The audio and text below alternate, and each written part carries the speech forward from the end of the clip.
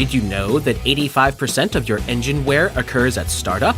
Yes, that is correct, and this is where Lower the Friction comes in by putting a protective, lubricating barrier on all moving parts. This now gives you full-time protection to make your engine last longer, run smoother, give you better performance, and improved fuel economy. People across the country are reporting some very exciting results. Go to lowerthefriction.com, place your order, and enter in promo code SOS to get 5% off of your order. That's lowerthefriction.com. Hello, one and all. I am Jason Lindgren, your host. Welcome to the weekly Secrets of Saturn live stream. I got the band back together. We got Crow, Baldini, Wayne, and myself once again this week to discuss flying saucers. Ooh. Anyone have any fun opening statements? Yeah, I guess from God. Everybody does. All right, one at a time, boys. I guess I get to be Ringo since I'm the only one that plays Oh, drums, Ringo. I suppose, out of the... Yeah, so I don't know, since we got the band all back together. But yeah, we're going to explore UFOs and all the fun things that go along with it. So it should be an interesting conversation here tonight. I always enjoy talking about this topic. All right, I heard lots of voices at once. Who wants? Oh, I was making a joke, Blues Brothers reference. That the moment has passed. The moment has passed. All right. Anyway, so shall we just get right into it? Because there's a lot to this document. I already put the link towards the top, but since we have about a zillion more people here than we did before, I will drop it again.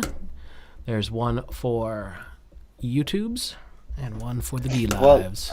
Well, I can set up a kind of frame of mind. Sure. It must have been, I don't know, 2013, 14, so long ago I can't recall, when production companies from Hollywood started trying to get a hold of me because they wanted that footage. And I hadn't really thought about it, but I began to realize that my footage was better than the crap they were pushing on all the UFO TV shows. And that began to tell me something. And then when they went for, when it came down that I wasn't interested in contracting with them in any ways, it became, we want some of your footage. So I said, well, what footage do you want? And you think, well, they're going to want the lunar wave, right? It's not what they want. You think they're going to want, they wanted like the light flashes on the moon. They wanted, or around the moon. They wanted things like this. And it was pretty clear that the footage they want wasn't even the best footage they could ask. I mean, if you were really a UFO show, wouldn't you ask for the shooting orb in a chemtrail? Wouldn't you ask for the boomerang? And that's not what was going on. And so that's just a mindset, to put people in the kind of frame of mind where we're about to go here. Well, it kind of blows my mind that these people want all this material, and you and I released the best documentary on planet Earth as far as real footage of UFO type things, and nobody seems to be all that interested in it. Kind of weird, huh? Well, if we would have titled it UFOs Coming Directly Probe You, it probably would have went off the charts, and it would have been backed by all the mainstream, and they would have thanked us for the psychological operation we just participated in. Crazy but UFO instead, images. Get the UFO. Yeah. Get the theremin out. Instead, it's the exact opposite. There's too much common sense. This is all in our atmosphere, guys, and it's all human tech. That's not going to sell many papers. No, man, it's supposed to be aliens. That's outer space. I swear to you, they came from Mexico. There's a lot of aliens in Mexico, A lot of UFOs and alien stuff in Mexico. Aliens. So is that what Space Force is for, to build a really big wall around the planet? Yeah, you got to keep those undocumented aliens out. Oh, like a firmament, you mean? Oh. Gonna build a dome. It's gonna be great. It's gonna be the best dome ever. No dome is going to be better. Everyone says so. Excuse me, sir. Can I see your your ID? Yes, we have the best IDs anywhere. Ask anybody. They talk about our IDs all the time. We do the best probes around here. Oh, my.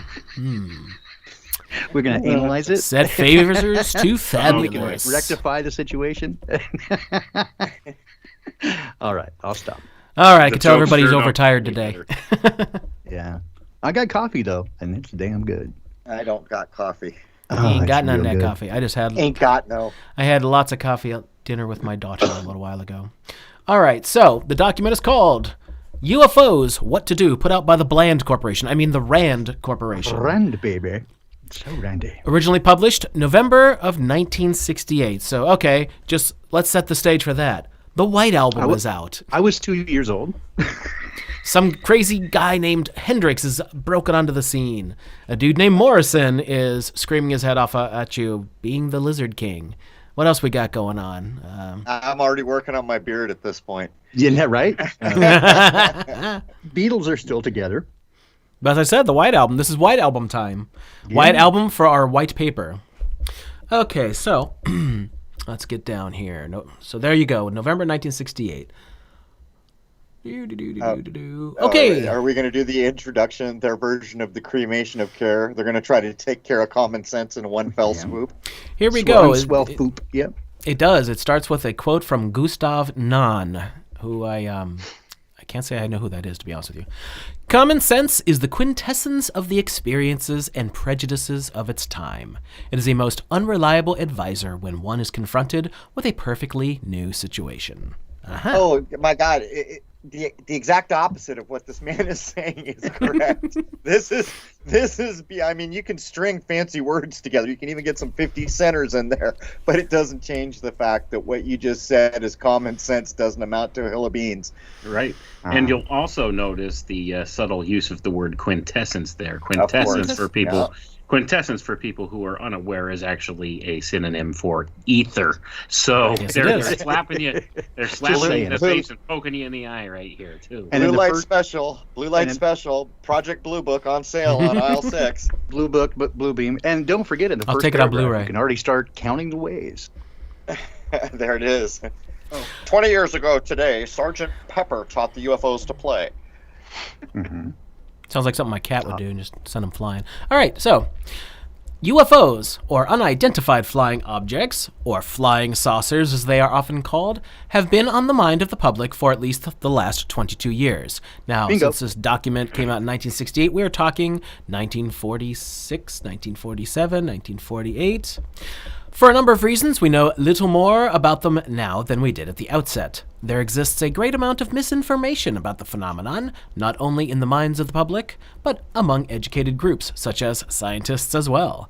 It is the purpose of this series of essays to describe various aspects of the phenomenon, make clear my prejudices and the reasons for them, and to suggest a means of proceeding on this interesting and potentially very significant problem. But first, a few words about the term UFO.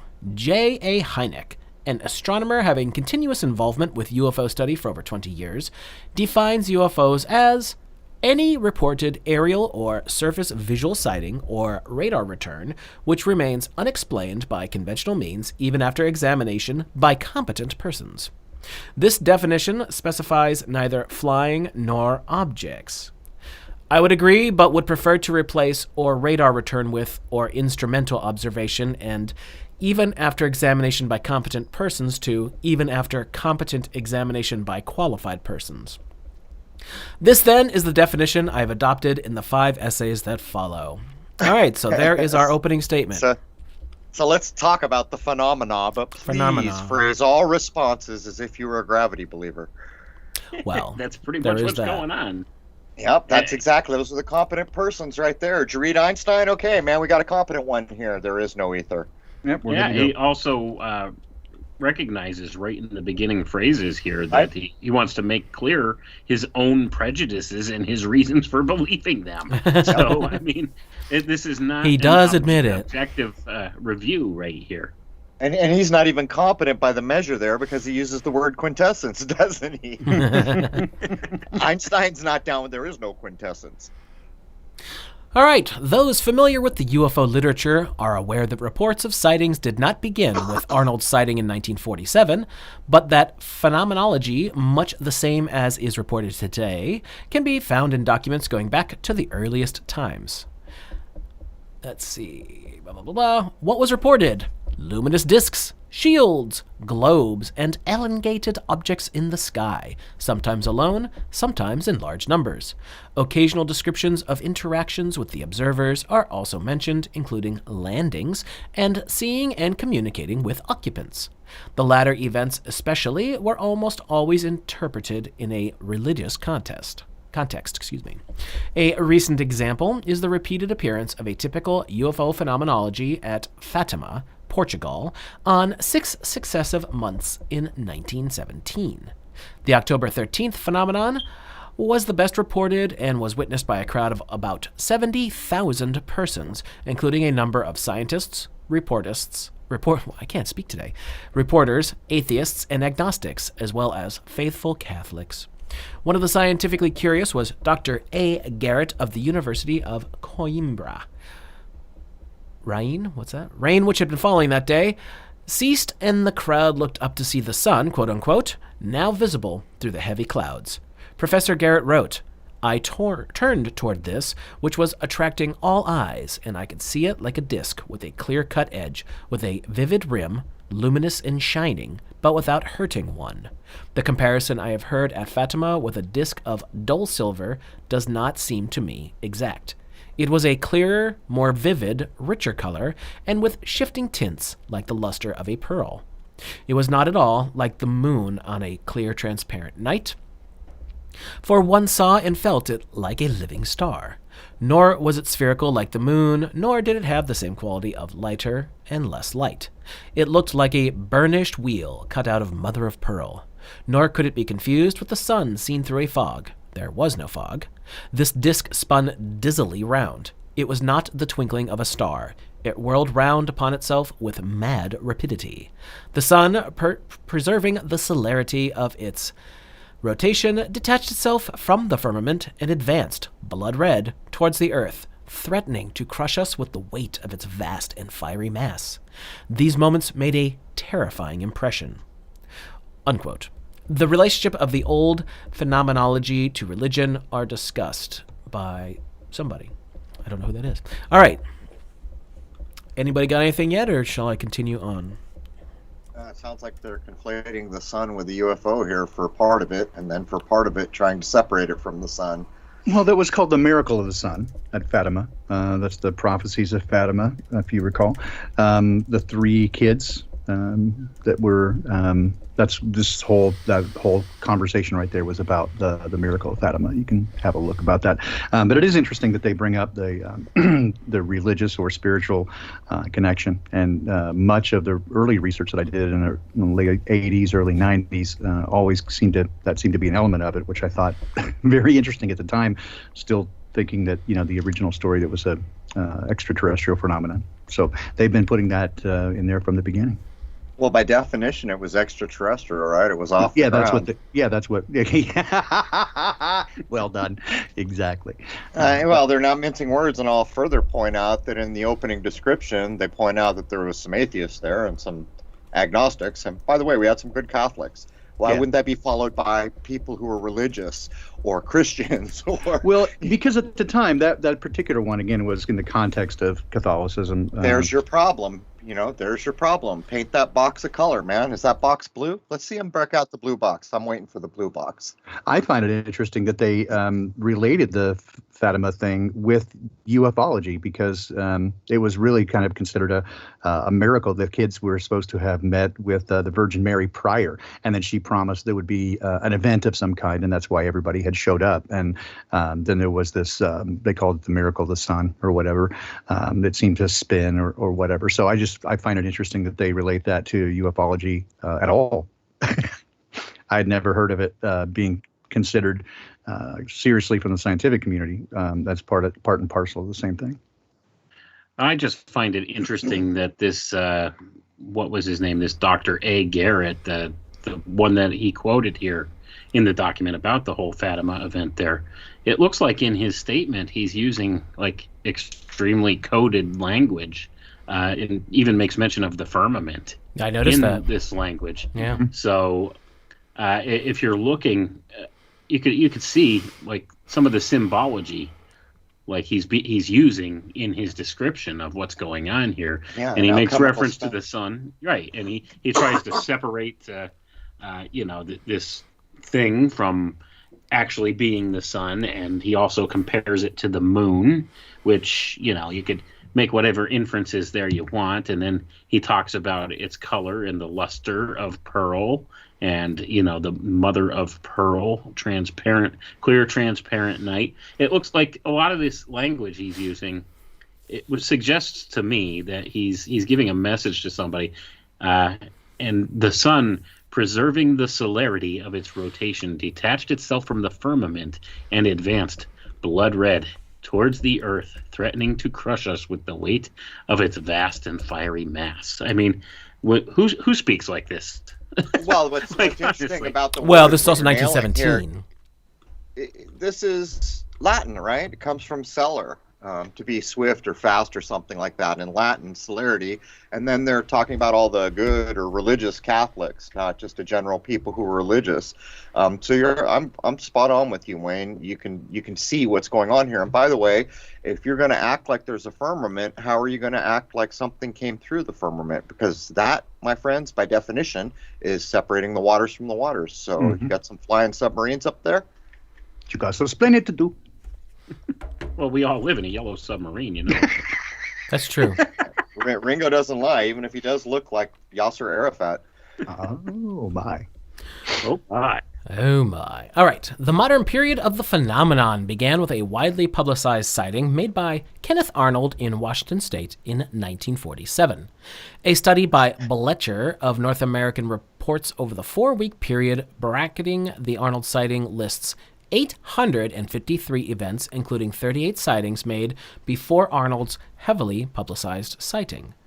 Because the earlier reports seemed to suggest airborne craft of unusual appearance and cymatics, the problem came to rest with the newly organized United States Air Force. Initial fears were that the country was being overflown by advanced foreign aircraft, possibly on intelligence missions. The latter was suggested by the large number of sightings from the White Sands, New Mexico area. Well, we know what was going on out there. And from the vicinity of the Hanford, Washington atomic plant. There it is, man. Everything you just read at the end of there has to do with prima materia and the lie, the alchemical lie that's going to be told in the 3-step part, which we're going to talk about tonight on Crow 777 Radio, the killing of the king, and then the revelation of method. So I'll ask a simple question of Mr. McCroy. Mr. McCroy, could you please do a background investigation on Mr. Kenneth Arnold? I believe the guy was tied to Army intelligence, if I'm not mistaken. Yeah, CIA. I Indeed. think CIA is admitted at this point. He did flights for them. That's correct.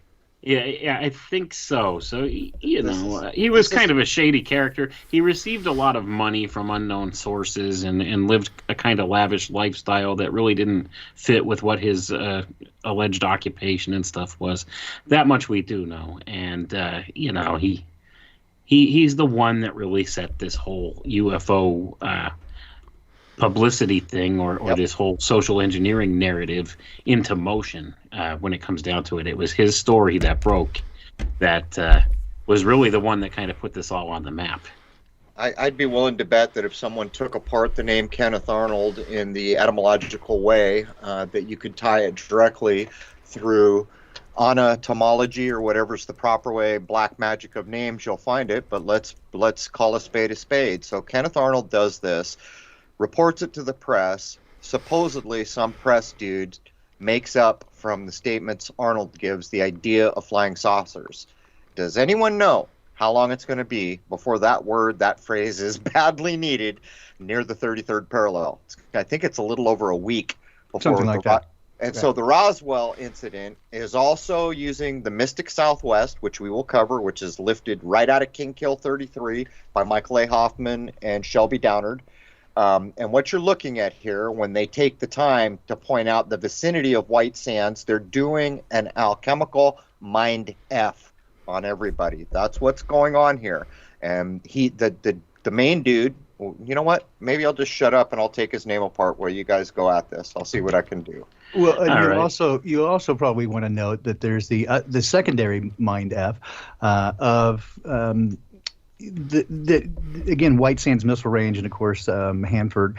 That's where the two places. Of course, these are atomic facilities, and it was has long been said that they tend to circle around or visit nuclear facilities, and that was certainly true in Texas. There's a Glen Rose nuclear facility there, and we would see frequently these lights and that sort of stuff. But again, it sort of ties back to the idea of they're interested in our nuclear weapons and nukes and that sort of stuff. So it's further supports the patina of legitimacy of nukes.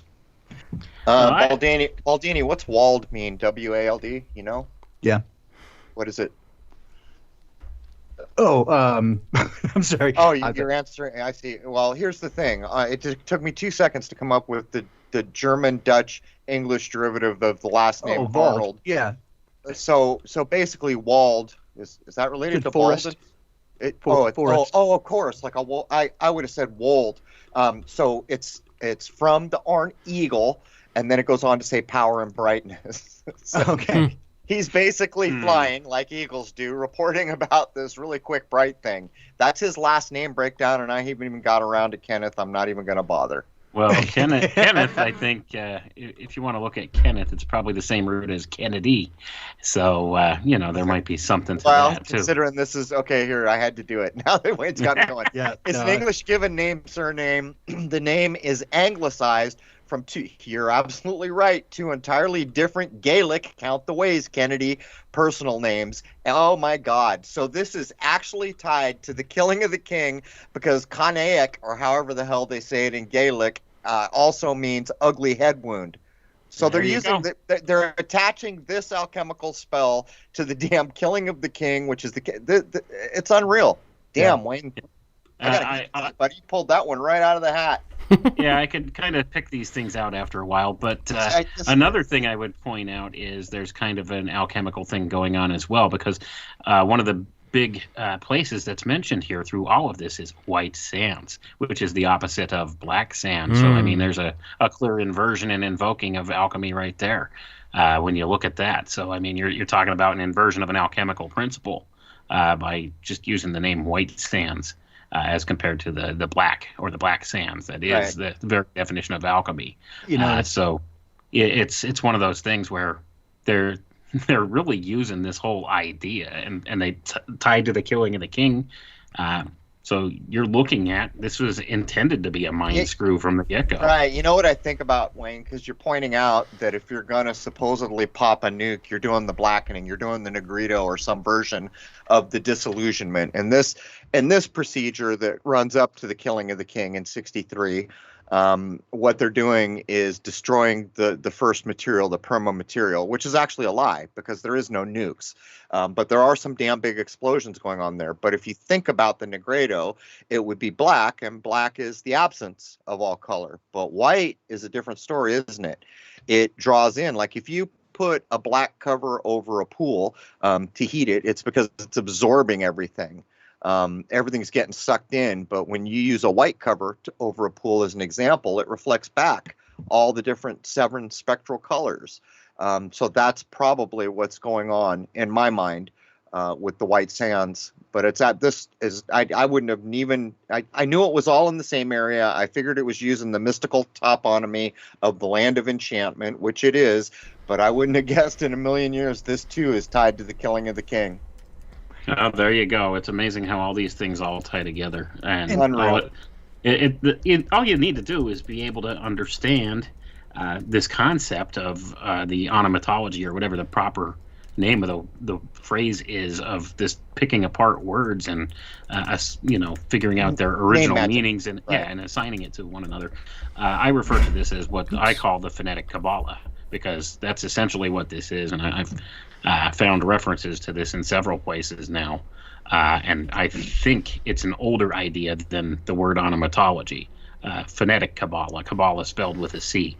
And there's a difference between there, a marked difference between Kabbalah with a K, Kabbalah with a C, and there's also Kabbalah spelled with a Q. I think there's 24 different spellings for the word, something like that. And they're all slightly different to one degree or another. But the Kabbalah with a C is the one that's based on the phonetics. Well, this is all going to relate. So what you're getting into is, like we say words have meaning, sounds like, is like.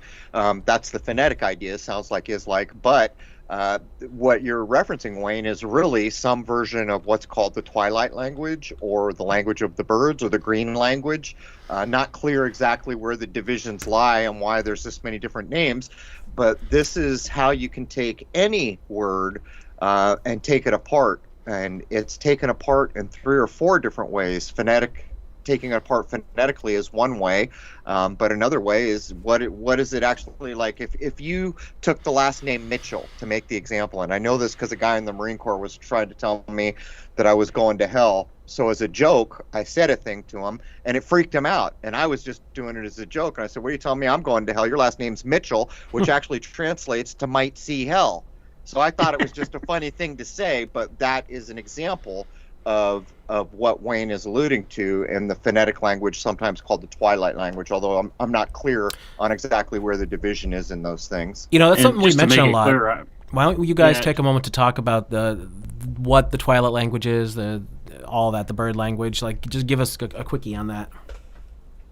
Well, and my view, I'm not real clear on a lot of the different aspects of it either. I'm just, in the discovery phases of figuring this stuff out or trying to get to the roots of these things. But from my view, what this is it's a secret form of communication, first and foremost, between people that are highly initiated into the several orders of these various secret societies and such like that. Only the very topmost members are even taught these things or have some remote clue how to read these things. And a lot of it's tied up in symbology. A lot of it's tied up in words and phrases and number encodings too. That's a huge part of it, and a mix of all these different things. It's referred to in a lot of different aspects, in a lot of different by a lot of different names in a lot of ways. It's called the language of the birds. It's called the green language. It's oftentimes some of this stuff is associated with the language of gypsies, as strange as that sounds. But they had, I guess, the history of the gypsies. They used a lot of different strange phrases and mashed together words from various languages that seemed strange to people who didn't speak the language, but there was hidden meaning in those words. And magic in the gypsy. The idea of the evil eye, or what I call intentional magic, or a magic driven by human intention. Right, precisely. Including some sigil and symbolic stuff as well. So it was a mixture. Well, I can actually add something there, Wayne. I'm getting better at taking things apart. I've been working at this for a while. We might actually have a guest who's kind of gone down this road. I don't have a teacher. I've taught myself. But what I find is when you get to a point of knowing, you pretty much know a thing, even though no one's told or confirmed. And so I'm slowly getting there. But what I've recognized is the idea of a twilight language is before twilight, the sun's up. You can see things. You can identify things. But as the sun sets at twilight, it starts to be hidden. And that relates to a word, because you've been taught that a word like, I don't know, I can't even think of one off the top of my head. Just a word. Yeah, occult, sure. You've been taught to look at it in a certain way. And with the work we've done, most people say, well, why is there a CC? There's a 33 right there, obviously an occult. That's a whole other thing going on, and a used communication method. But when you look at OC, what does that mean? Is there an ancient root?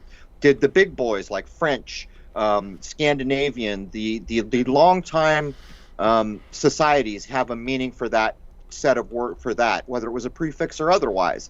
If you break it up by prefix, suffix, and you go to each meaning, what you actually get is a phrase. Every time that you can pull this off, you'll get a phrase. You could say this word means actually this set of ideas, where you just started with a word which meant something totally different. And as example, I guess I could use the word and ask everyone, did you understand me? This is a really weak example, but it's the only one I can think of at the moment. If you take that apart literally, you could say, well, that means to stand under. So clearly someone's imposing authority. If you're said, do you understand me? And you say yes, you've been subjugated to that person. You agreed. Because now you were right. Well, you're standing under them by the very language that authority. You've agreed to. Yeah. Yep. Right. Yeah, exactly. And so that's, but what does un mean? Un has a meaning. Der has a meaning. And all these things go on. So that is the crux of what I am attributing as twilight language in these things. But what I first realized is even the word twilight language has the same idea going on. Before the sun goes down, you can see clearly and know things. And this is what happens when the sun's gotten dimmer and it's just about gone. Not so easy to see, but the same information is there. And that tells you about the words. It's just you've been taught to sound them out incorrectly. You've been taught to accept a meaning, which is often the opposite of what they actually mean, particularly in law. But that's the best I can do. Yeah, and interestingly enough, that most twilight language stuff, I mean, what I know about it goes back to Sanskrit, which both Sanskrit and Hebrew not only have numeric values assigned to each letter, but each letter has a meaning of its own. And then when you combine those, it kind of it aggregates together into a larger, thicker, more complex meaning. that we wouldn't really understand well in English because we don't kind of do that. But it is fascinating to look at those ideas of there being again much more hidden into it. In fact, names used to be. I've done quite a bit of study on naming conventions and how they used to be so powerful. And again, the idea that would give, if you knew someone's name or even hidden name, secret name, it would give you power over them. And much of demonology is based in this idea as well, that it gives you power over something that either you give a name to, if you name it, and go back to the idea that Adam named all the animals, as well as that there's power in naming and in knowing a name. Even the idea that ranks of angels held a scroll with the name of all the secret name of everyone underneath them, so it gave them power over them. It's fascinating stuff.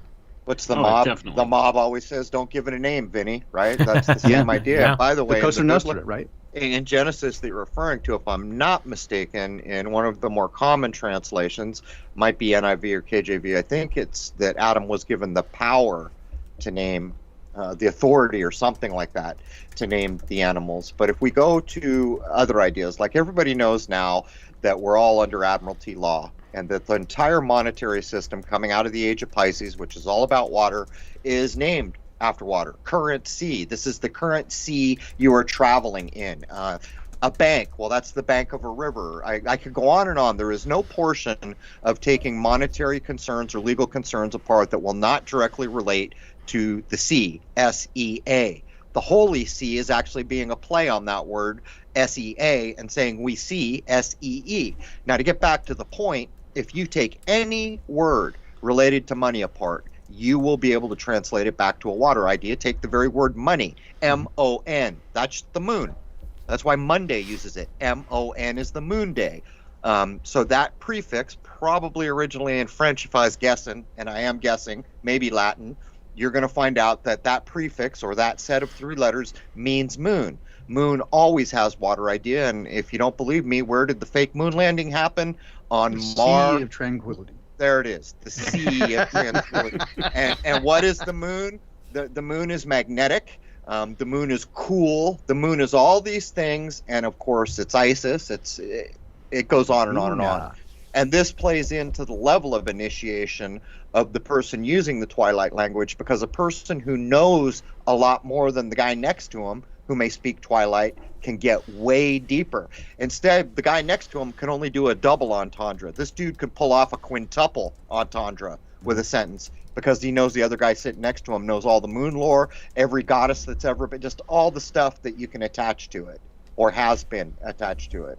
And once again, that draws back to the idea that there's many layers of meaning in a lot of these different things, like especially religious scriptures or holy texts, things like that. There's layers of meaning in there, and you could also see, and this is not something we really consciously do in the English language, like Baldini had mentioned, but there's archetypal ideas that are attached to these symbols, which are attached to different words or phrases or even number sequences.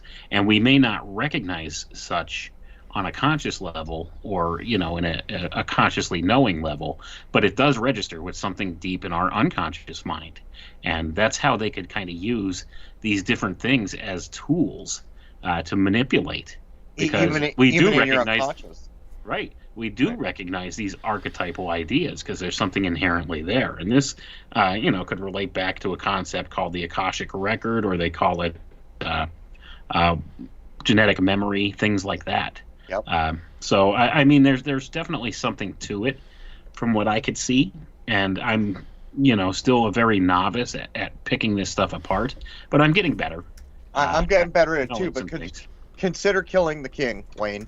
So all of us are told that the new king of Camelot is JFK, and he's a war hero, and his wife is this beautiful love goddess, and all this pomp and circumstance and pride pumped into America, and finally America has royalty because he's literally referred to as the king of Camelot. Well, all the time that we're saying Kennedy, the original Gaelic mean is the word we just covered, but one of the connotations of the original meaning of that name is ugly head wound. So subconsciously, all this time we're being pumped up and proud, and we've got royalty, and all of a sudden one day we're told, guess what? Someone kills this guy. We don't know who the hell did it. We can't figure it out, but someone just took the prince of this castle, the king of this place is gone. And all of a sudden you begin to realize how they registered into your subconscious, because we've all been saying JFK, we've all been saying Kennedy, we've all been doing these things, even down to the date it was done on, 11/22/63. So you've got the 11, the evil of numbers according to Crowley, the 22, which is the master builder number. When you combine the two, you've got the 33, and of course you've got the completion idea in 63, which is the 9. And I could go on from there. Actually, there's quite a bit more to just the numerology alone, but these are all the archetypes being leveraged off. And the only reason it works is because we give a damn so deeply about the surface narrative. As far as I can tell, if we all said, who gives a damn if there's a king of Camelot and that guy has no bearing on my life, I think that what follows, the effects of it are drastically reduced. That's where I'm at right now. I'll go one further, and I'll tie this back to Kenneth Arnold once again. The Kenneth Arnold thing happened when? 1947. Yep. The Kennedy assassination, 1963. That's 16 years. What's when you break down 16? What's 4 times 4? 16. What's 44? Death's doors encoded. Also, if you add, the 44 One. together, it's an 8. It's the trickster number.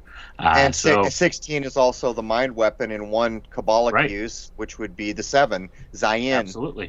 See, so you can see how they've, anybody who has any understanding of some of these layers of meaning just from the numbers alone. Could kind of show. And 1947, there's an 11 year.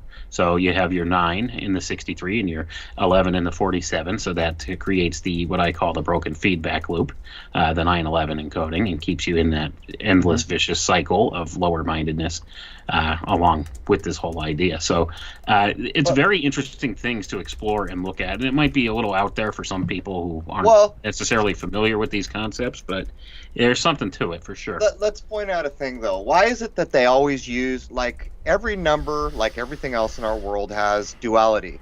Everything is heads or tails of the same coin, black or white, but it's the same dang coin.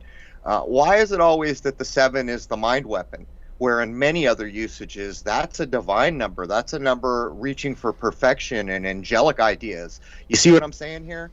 So there's this whole duality going on, and they're always going to the bad neighborhood. Why aren't they ever headed uptown? I'm just saying. And that's part of it too, because when you know that, even though Crowley called 11 the evilest, it's not the evilest of numbers for me. It's just a damn 11. And you know what I'm saying? And that diminishes the kind of mental gymnastics they're trying to put you through, both consciously and subconsciously. Why do they always got to go to the dark side? That's only half of this place. Always Bad being things frightened. happen. Yeah, but That's a great question. Too. Right. I think largely that has to do with the people who've actually risen to places of power in this world. I would say the vast majority of them are probably working towards this dark side agenda. Now, I'm sure there's people up there that are also trying to do good and, try and prevent certain things from happening or try to make things better for the public at large. But I would say that it's probably more heavily weighted towards those negative type dark magicians, or however you want to refer to them. That would be the people in charge, would be more or less mostly these type people in my estimation.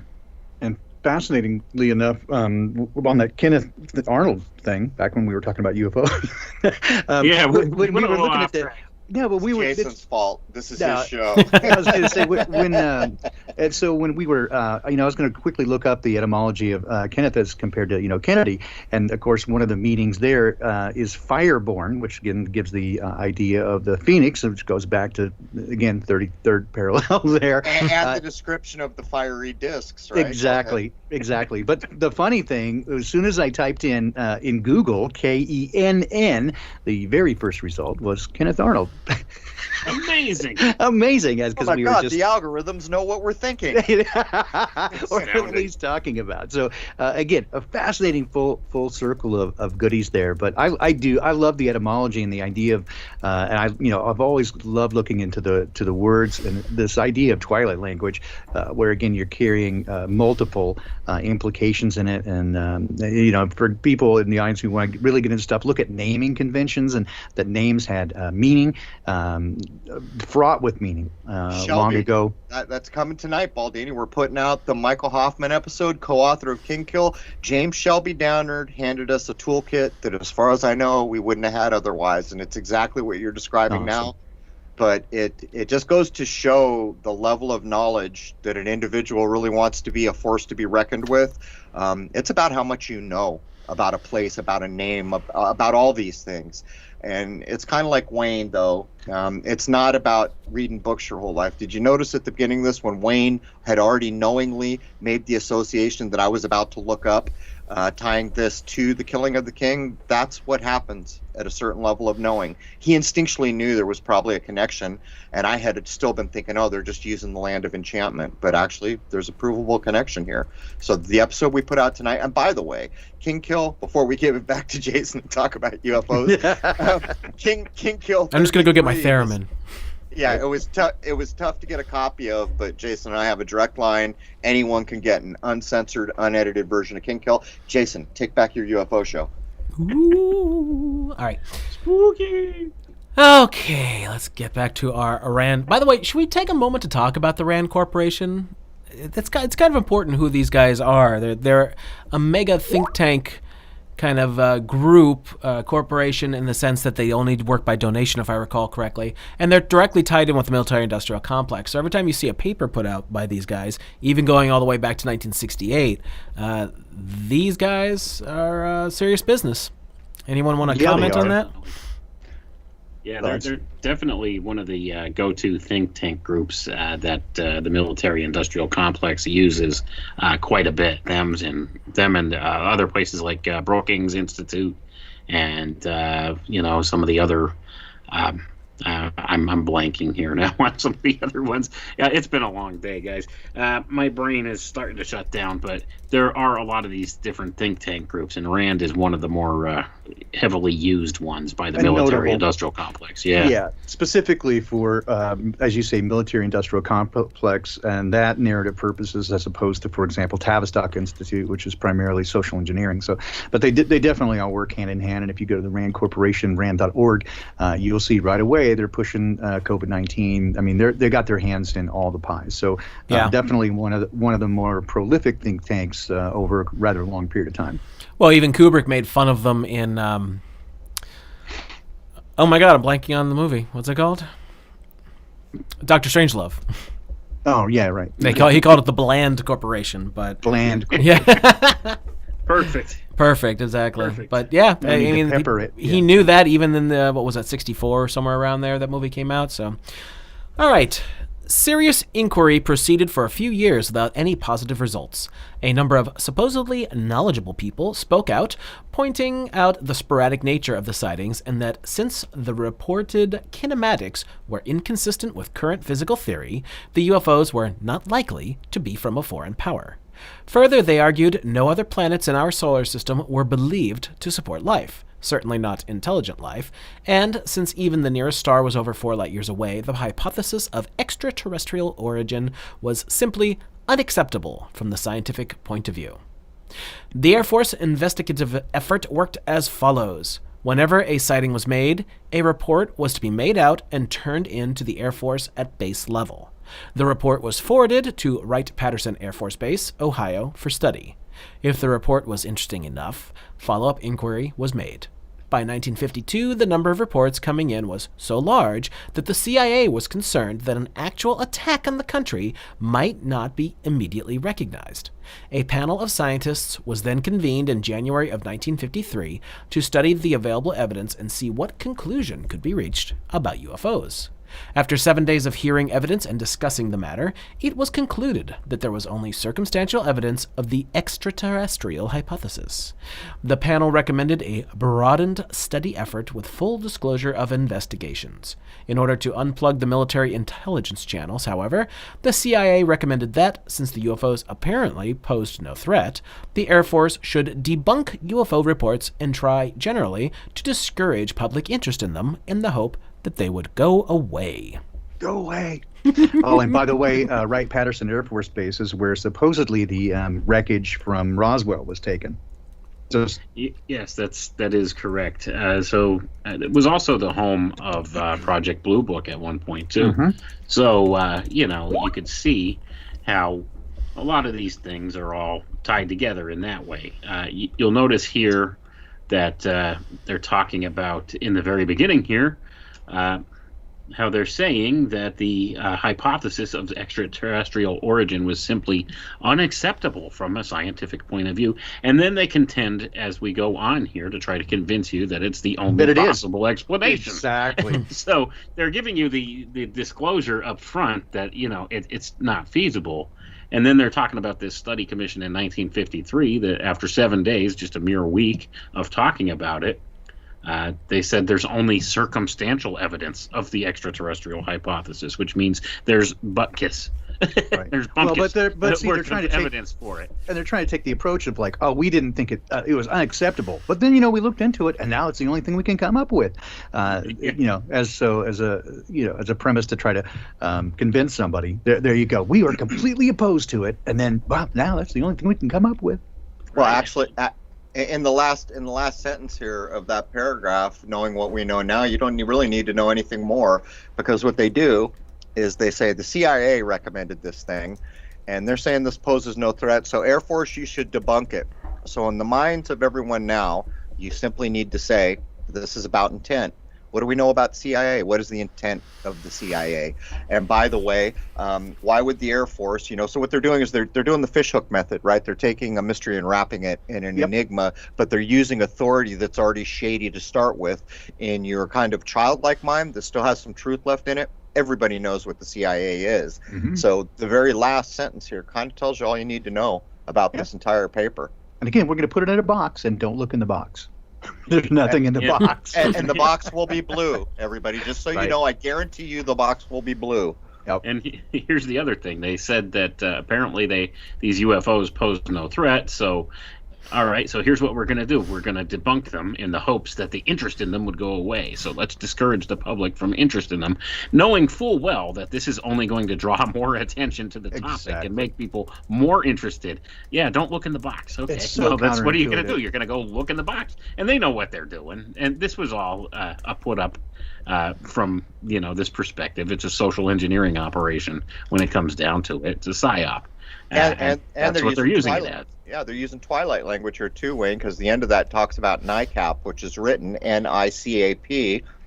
So if we apply what we're learning about twilight language, or whatever you want to call it, bird language, you'll see that it's in all caps. So this is the idea of Roman slave capitalization, but cap is kaput, which is the head. So that's what they're going at, and I'm not sure what NI is. Baldini might be bright enough to understand. That's probably an element. It doesn't NI represent, niacin, but there's probably more to it because that prefix has meaning also. Cap, no. The knights that say means no. Knee. That would be kneecap. If it does mean no, Tanya Harding thing. Right. Kneecap. If it does mean no, what they're saying is no head. They've decapitated. There you go. Yeah. Headshot. Yeah, an ugly head wound. Go figure. He's kaput. It was the CIA's recommendation, apparently, that was made policy for the investigative procedures used since 1953 have been vestigial? Is that supposed to be vestigial? And the handling of the subject... Vestigial. And the handling of the subject by the authorities tended to make witnesses look ridiculous. In spite of the unfavorable publicity accorded witnesses, reports persisted, and no doubt in response to official behavior, several civilian study groups were formed to receive reports and investigate sightings. The most successful of these groups is the National Investigation Committee on Aerial Phenomenon, or NICAP, N-I-C-A-P. NICAP's membership is well dispersed geographically and acts to learn as much as possible from sightings. The large number of scientific and technical personnel in the NICAP membership aids the quality of their evaluations. A summary of characteristics of the U phenomenology, published by NICAP in 1964, contains 575 reports that were extensively checked by NICAP for accuracy. A series of sightings in 1965 and 1966 received considerable public attention, and after the poor public reception given the official explanations, the Air Force felt compelled to contract for a 15-month, later stretched to 18 months, scientific study to be performed at the University of Colorado under the leadership of E. U. Condon, a highly respected physicist. The Condon Committee is due to complete investigations at the end of June 1968. Its report will be reviewed by the National Academy of Sciences, presumably to validate that the study was indeed the objective pearl of the scientific method that was desired, and is expected to be made public in October of 1968. Unfortunately, the dismissal of 2 members of the committee in February of 1968 resulted in publicity suggesting that the study was not, in fact, objective. It remains, therefore, to see the final report to determine the worth of the study. I'm actually not familiar with that study. Do any of you know what it is? Yes, I've looked at it, and is it basically poppycock? the Condon... Huh? Yes. I said, is it poppycock? It is. Basically, the Condon Committee came back and said there's nothing to UFOs, and they recommended the stopping of Project Blue Book, and that's what put an end to Project Blue Book. They stopped investigating because the Condon Committee came to the conclusion that it wasn't worth applying these resources to do this study, so they ended that. But you'll notice here that this paper, this guy who's putting together this paper is relying upon NICAP for their his information, investigation right. skills. So hold on, you're telling me that a military subcontractor is going to rely upon civilian MUFON, basically. Yeah. Essentially, NICAP was that day's version of MUFON. So, how reliable is this? You got a couple of guys that are UFO nuts that go out to investigate. They pay their $300 or whatever and get their little official MUFON certification. And people say they call a phone number or something, say they saw a UFO, and they go to their house and they interview them with this little form that they have that they fill out and try to take down the pertinent details. This is basically what this is. And you take his name and EU Condon, and you move the E to the end, and you get you condone. Or you been conned? Yeah, or you been conned? But there's more to the words here, because a series of sightings from 1965. That's a 9/11 code verbatim. But then they say and 66. So here we go into the sixes. Notice it first that we're doing a 15-month contract. That's the 6 idea. But later 18. They stretch it. How much do they stretch it? To 18. So they take their 6 and they turn it into triple sixes, right? But as we go on, and we already have established that NICAP is no head, or to decapitate your ability to think, I guess is the idea. You guys rightly attach it to MUFON. Well, Jason, do you remember the Huffman, what's the name of the place? Huffington Post? Report. Huffington Post gets MUFON to go on their paper to say Crow 777 clearly doesn't understand his equipment, doesn't know what he's doing, and MUFON and an FBI expert, I'm not sure what an FBI expert knows about UFOs, right, say clearly Crow has shot a satellite in half geosynchronous order. Well, first of all, MUFON, you're about sure UFOs, you did. So where's the possibility, but anyhow, that's what led to me debunking with optics experts the distance a thing could be. But it's the same thing as going on here, and anyone who knows how to read between the lines, why wouldn't you just say in the early 60s or starting in 65? These are the tells. And then when you notice, well, it's a 15-month, but we're going to jack this out to 18 months. Just pay attention. Yeah, not only that, I find it a little ironic, though, that if you look down where it says the report will be reviewed by National Academy of Sciences, and then it says in parentheses there, presumably to validate that the study was indeed the objective pearl of the scientific method that was desired. Yep. Once again, you see the use of the word pearl. Pearl. This is coded And language. it's clearly There out of it is. place. It's clearly out of place. And this is the The same sort of phonetic- stuff that Wayne and I are discovering in these news articles, that there are phraseologies and, again, numbers that are used that are clearly out of place in local articles that appear in national and international news. Again, just passing messages. There's clearly Yeah, there's an intent there. What that Encoding intent here. is, I Yep. don't know. There's something encoded there. I don't quite know what the intent is, but I mean, I suspect if we were to make a run at it, like in the context of this document, and maybe looking at the different sources of that this writer in this document uses, and looking at the historical narrative back then of what was going on, we might be able to convey some meaning from it. But that would be a laborious process for those of us who really don't know what the code means. And that's the whole thing. I mean, it's how far do you want to chase the proverbial golden goose in order to understand what's being said in a particular thing. Not very far.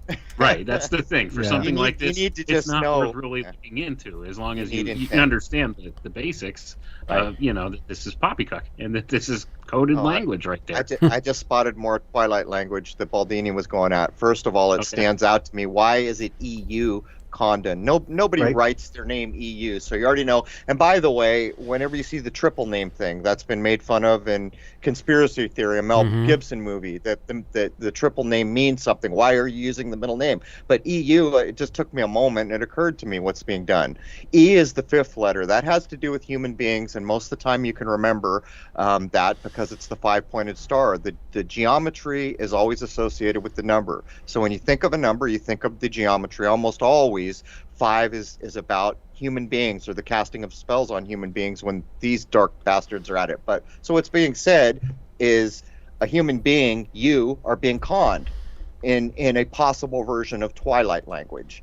In the name EU Condon, but anyone who's not completely buffaloed should already be saying, who the hell writes their name E period U period Condon? Why don't you just call him Eugene or whatever the hell it is? And why do we need to know his middle initial? And if we do need to know his middle initial, what the hell does U stand for? Ulysses? I mean, come on, how many U names are there? Give us a break here, folks. Yeah, Yeah, and and just, sorry, I was just going to say, as an interesting aside, though, with this 3-name thing, if your middle name happens to be Wayne, that means you're a serial killer. Just putting it out there. Well, luckily for you, it's your does first seem- name. You're right. John Wayne Gacy, let's do this now. Yeah. But No, you could put it together 6 ways from Sunday, but yeah, I'll tell you, I don't know if there's something really to that or not, but it just seems a little convenient. That's the joy I've had growing What up about with the John name. Wayne? Oh, wait a minute. His name was John- Marion. Yeah, his name Uh, was Marion. Take it easy, but since Pilgrim. we mentioned the pearl, right? And that's well, it comes from French, but that's I think originally the Latin for leg. For what? Leg? Leg, yeah. Perna, right? So I don't even know where they're going with that. I just tried to follow the rabbit trail, and sometimes it's just weird, right? But one of the things, man, Latin. If the more you get into it, the more you can track it back. Some stuff is just laying out there in plain sight. Mutton leg. So it comes from ham. So it's already a pig idea, or mutton leg shape. Yep. From perna, which is what you just got. But if we follow it back, well, I'm not going to go all the way down there. But you're right. There's absolutely something there. It's the swine idea.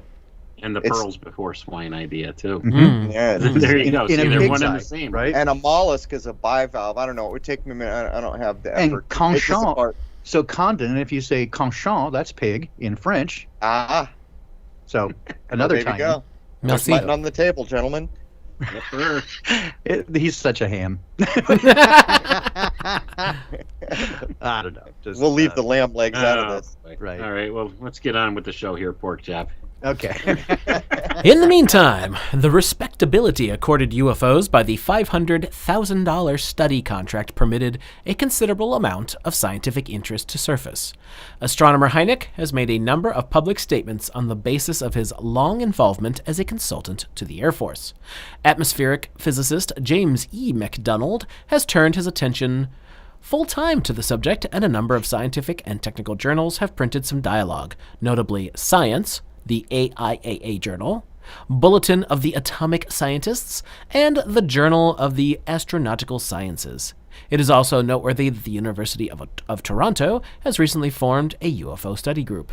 Even the Soviets, who previously refused even to discuss the subject, now admit to having a study group with good qualifications.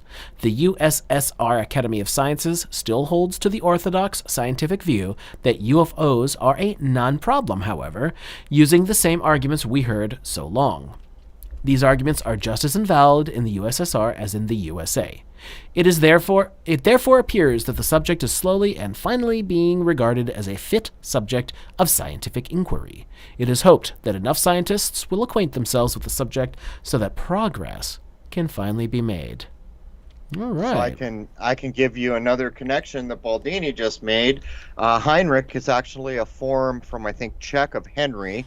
And Henry means Haim, H-A-I-M. So there's your ham over again.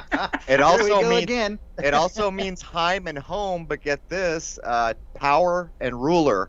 And he's the guy put in charge of, for whatever reason, this pigathon. Oh man, dear. It just keeps getting better, doesn't it? Yeah. It's funny, man. I mean, once you get into it, it is a laugh a minute. I think we're hitting pay bacon here. Well, in the case of the Soviets, it was moose and squirrel. So Duh. By the way, this document is actually great that you pulled out, Wayne, because the presentation I'm planning on doing at Flattoberfest on October 24th is on the 50s and 60s social engineering of space and all that, like the space age culture, and this goes right along with that.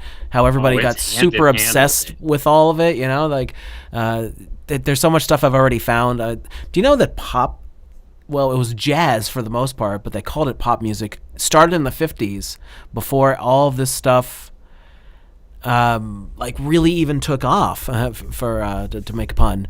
It was like even before Sputnik, they already started kind of pushing this narrative. And I found out in the early 50s, they wanted to start pushing the narrative of men in space, of actual humanity in space travel. Oh, yeah, they've been pushing that, for quite a bit longer than what people might think. It didn't originate like in the 1960s. It's been around a long time, like ideas like this. The first movie. Those wacky German guys were actually looking at a lot of this stuff back in the 1920s. We won't say who they were, but they were not Z's. Right. I did not see that coming. No, I didn't. I know you would not see that coming. But those wacky German guys, they were looking at this stuff back in the early 1910s and even the 1920s. They were actually looking at trying to develop spacecraft then. Well, the first film, the first motion picture?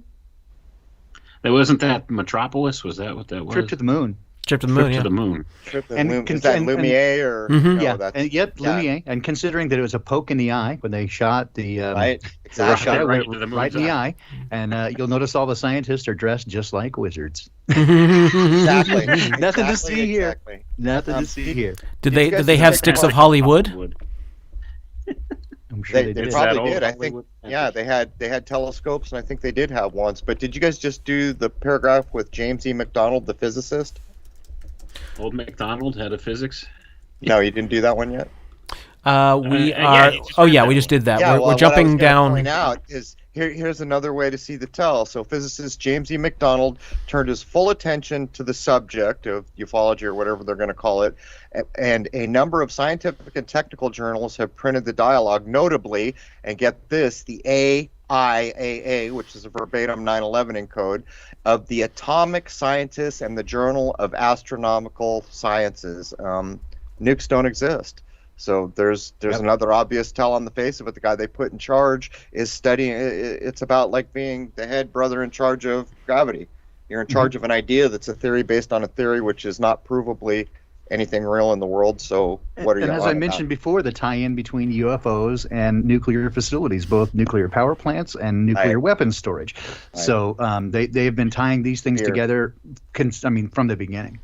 Yeah, and that goes to one of the major sightings, which there's some secret secret place in England, and guess what? The UFOs came through the wire and the controlled airspace, and we had nukes there, and it's the whole, and that goes back to the pre-materia too, of course, which is proven by white sand. Rendlesham or whatever. Yeah. Yeah, Rendlesham, exactly. Rendlesham Forest, and then yeah. they get their little sergeant to come dancing out and do all this stuff, and you're thinking, dude, did Be they on send coast to you coast every mushrooms 6 when months? You didn't know, right? Rendlesham. Or you did, Sham, yeah, exactly. What's Rendell mean? There's the whole game. Yeah. And not only that, I'm pretty sure this James E. McDonald, I think he was a double major, and his second degree was in unicornology, if I'm not mistaken. So, I thought it was in poppycocks. Oh, get this. Rendell is a diminutive personal name of Rand. There I you was go. just going to say Randall. I was just going there. And so, And it yeah, means, Rand. Yeah, it means the shield of the wolf, of course. So we're There's back your to Roman. Romulus. Yeah, we're back to Romulus and Remus. So there's Rendell. All the roads sham. lead to Rome. Yep, the sham from Rome is basically what that name means. Yeah. Oh Yeah, boy! So far we've tied this whole UFO nonsense thing to the killing of the king, and now back to Rome. So, I mean, Because the all roads Vatican lead ties will be to? coming up now because Rome's there. So We should You know. do Twilight on the word UFO. You know it's going to be there. It has to be. of course, And don't and forget, now of course, they're nightcap. yeah. Nightcap would be like, hey, let's go have a nightcap. Yeah. I took it. I took those it mushrooms? partially apart. If NI is no, that's no cap, no head. No head. Yeah. Just take a little off of your top there. Boom, boom. Taking away your ability to think, removing your noggin. Yeah. Mercy. Just use your head. I can't. I got Nycapped, There you go. which makes you wonder about Nyquil, Indeed. Right? Onyx. Yep, you gotta love phonics. Phonics is fun, or But at least that's what phonics they worked tried for me. telling us. Yeah. Well, now we're digital, so now we need to start studying ephonics. Nice. Not to be confused with ebonics. Exactly. That does happen. Same idea going on. Oh, by the Pretty way, I found more evidence of, I don't know what you call it, if it's deception or not, but when I was looking up stats on supposed space travel and all that, it was those guys in Germany in 1943, I think it was, or 44, that actually are the first supposedly to have gotten above the Kármán line, yet every mainstream thing always yaps on and on and on about how the Russians did it first with Sputnik. But it's just not true. The Germans did it first. And then the Americans did it Well, with the Picard V2 did it. technology. I thought Picard did it first in a balloon. Well, that was I the found other other side. poppycock with that. I found two lies, one on NASA's website and another one talking about Captain Picard on Wikipedia. And both of them have complete and utter bullshit, saying that the curvature of the Earth was observable from a balloon. Picard he didn't supposedly actually saw say it. that. What's that? Picard didn't actually say He that. didn't say it, but the Wikipedia article has a blatant lie in the article It saying... is a blatant lie. Yeah, I of know, course. because and I don't even give a flip about what they say. Everybody knows you can't see the curvature of the Earth, if it's even there, until you get up above the Kármán line. You have to get up that far, which is 60 to 70 miles. So NASA has right on... I was looking up historical stuff for my presentation, Kilometers. and it blatantly says on their site that the Germans saw the curvature of the Earth from a balloon. Yeah, Well, he said, what the- he actually said was that it seemed a flat disc with upturned edge. That's what he said. Yeah, so he Well, probably that's- was in a this, valley. This is one of those things where it gets confusing, because what you know is that Captain Picard of Star Trek fame is clearly named or associating with this. Oh, yeah. You're being told this They dude don't went deny it. Yeah. higher than anyone ever went. And then, of course, right around the time that I was announcing, I think space is probably better described as a liquid, they came out with that booze commercial showing Picard going up, hitting the firmament, and then going into water. But the idea there, from the Hollywood perspective, would be Picard went higher than anyone, which is the idea of space. So we're naming Picard after him. But I haven't taken time to try to deduce whether the idea is a complete construct from the get-go. But I mean, we're talking 1800s, right? Am I wrong here? Is Picard, balloon Picard 1800s? No, early 1900s. Early I think it was 1900s. 1930-ish or something like that. 29, late 20s, I think. Yeah, it was if somewhere I'm in not there. mistaken, they're claiming at the time in one of the old thing. I looked at it years ago. They were claiming he went higher than anyone for the time. At the time, yes, he had. And he went deeper than anyone. So he went down in the 1911? bathysphere. Is it possible he did this in 1911? I don't think it was. I want to say it was 1929, 29, I think. Yeah, I think it was somewhere in the same idea going on. 9 29, and 2. yeah. But he also did the deepest. So he went the highest and the deepest. He went in the bathysphere with another guy. Yeah. So the both. material waters below and into the etheric waters above. That man did it all. And that's alcohol commercial show. I don't know if you've seen that. It's very telling. Where it's clearly showing you there's a firmament and the waters are being separated from the waters. Absolutely. And what most people don't understand is from the old natural sciences, the water's separated from the waters. And I'm going to use the word gravity because people get what the idea is supposed to be meaning. But the reason the firmament is separating waters from waters is because down here we have gross, heavy, material 3D waters. Up there, they're a bit more angelic and etheric, to use descriptive terms. So if gravity was real, we would say that their gravitational average would separate them like oil and water if you tried to mix them. That kind of idea going on. But clearly the firmament is described as a hard, fast barrier. And the idea being that a human being is tuned to this side of that barrier. So it doesn't matter what you can devise to get out of here. It's not working. If it's made out of material of any kind, including your body, you're not doing it. That's how the flask keeps its little constituent components inside the flask. No jail needed. You're basically tuned to here, and if you leave here, then you're no more. 1931 was the first balloon launch. Yep.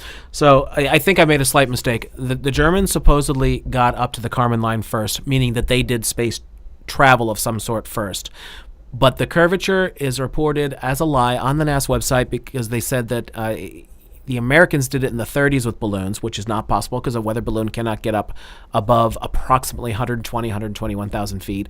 And Piccard didn't get anywhere near that to see something because he reached a record altitude in 1931 at 15,781 51,775 feet or 9.8 miles. So nowhere near close.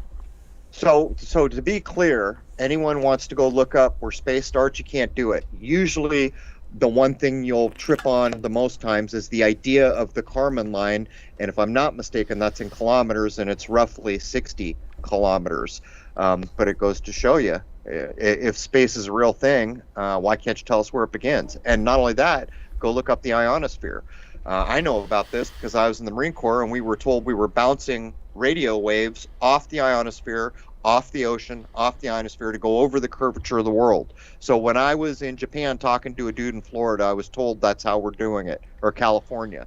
But the truth of it is, when you look up the definition of the ionosphere, and actually I did this years ago, I don't know what it might be now, if it's changed, it's the idea of charged particles. But here's the rub.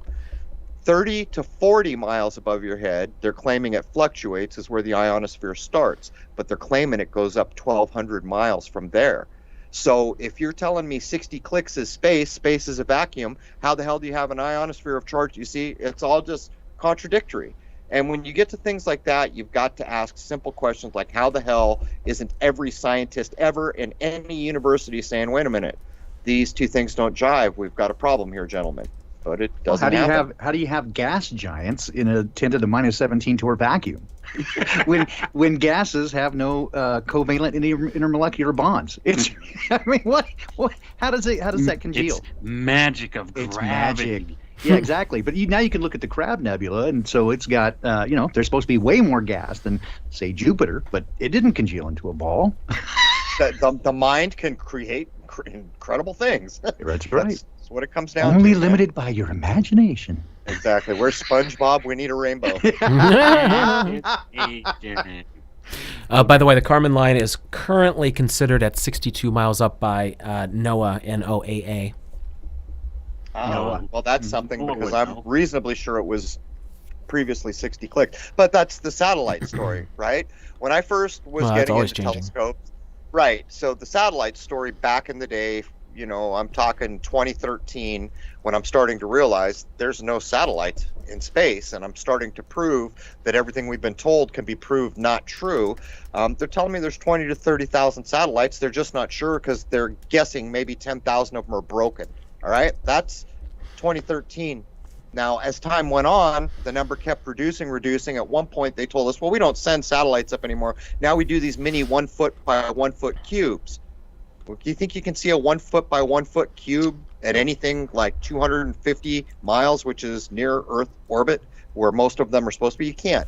But my point is, if you go do a satellite lookup, last time I did a month or two ago, there were just over 1,000. So we've dropped. Really? Because last time I looked, it was like 3,300, and I'm like, that used to be It's 30,000. It's all over the place, but it's nowhere near the 20 to 30,000. And by the way, that's when we started. That was part of what drove Crow's law of HD. Okay, astronauts have iPhones, so I'm calling poppycock. We should have HD of all these thousands of amazing things in space doing amazing spacey things. Oh, and by the way, in another incident of life imitating art, just like the movie Gravity, the astronauts aboard the ISS are now supposed to be hunkering down to avoid space junk, which is threatening the ISS. No shit. I shit thee not. It's good stuff. Hunkering down to avoid space junk. That's just awesome. Isn't that Where are all these down. Disappearing satellites going? Maybe there's Where are they like gonna- a Where are they going to satellite hunker down? traffickers or something. I don't know. out But there. that's what the headline said. Kidnapping the satellites. They were hunkered down. Yeah, that's good stuff. If that was true, wouldn't you have a hunker down bunker? Yeah, Hunker in the bunker. Sounds like the Of course you 60s, would, baby. because These microparticles are going nearly the speed of light. They can go through anything. Oh, Remember the whole?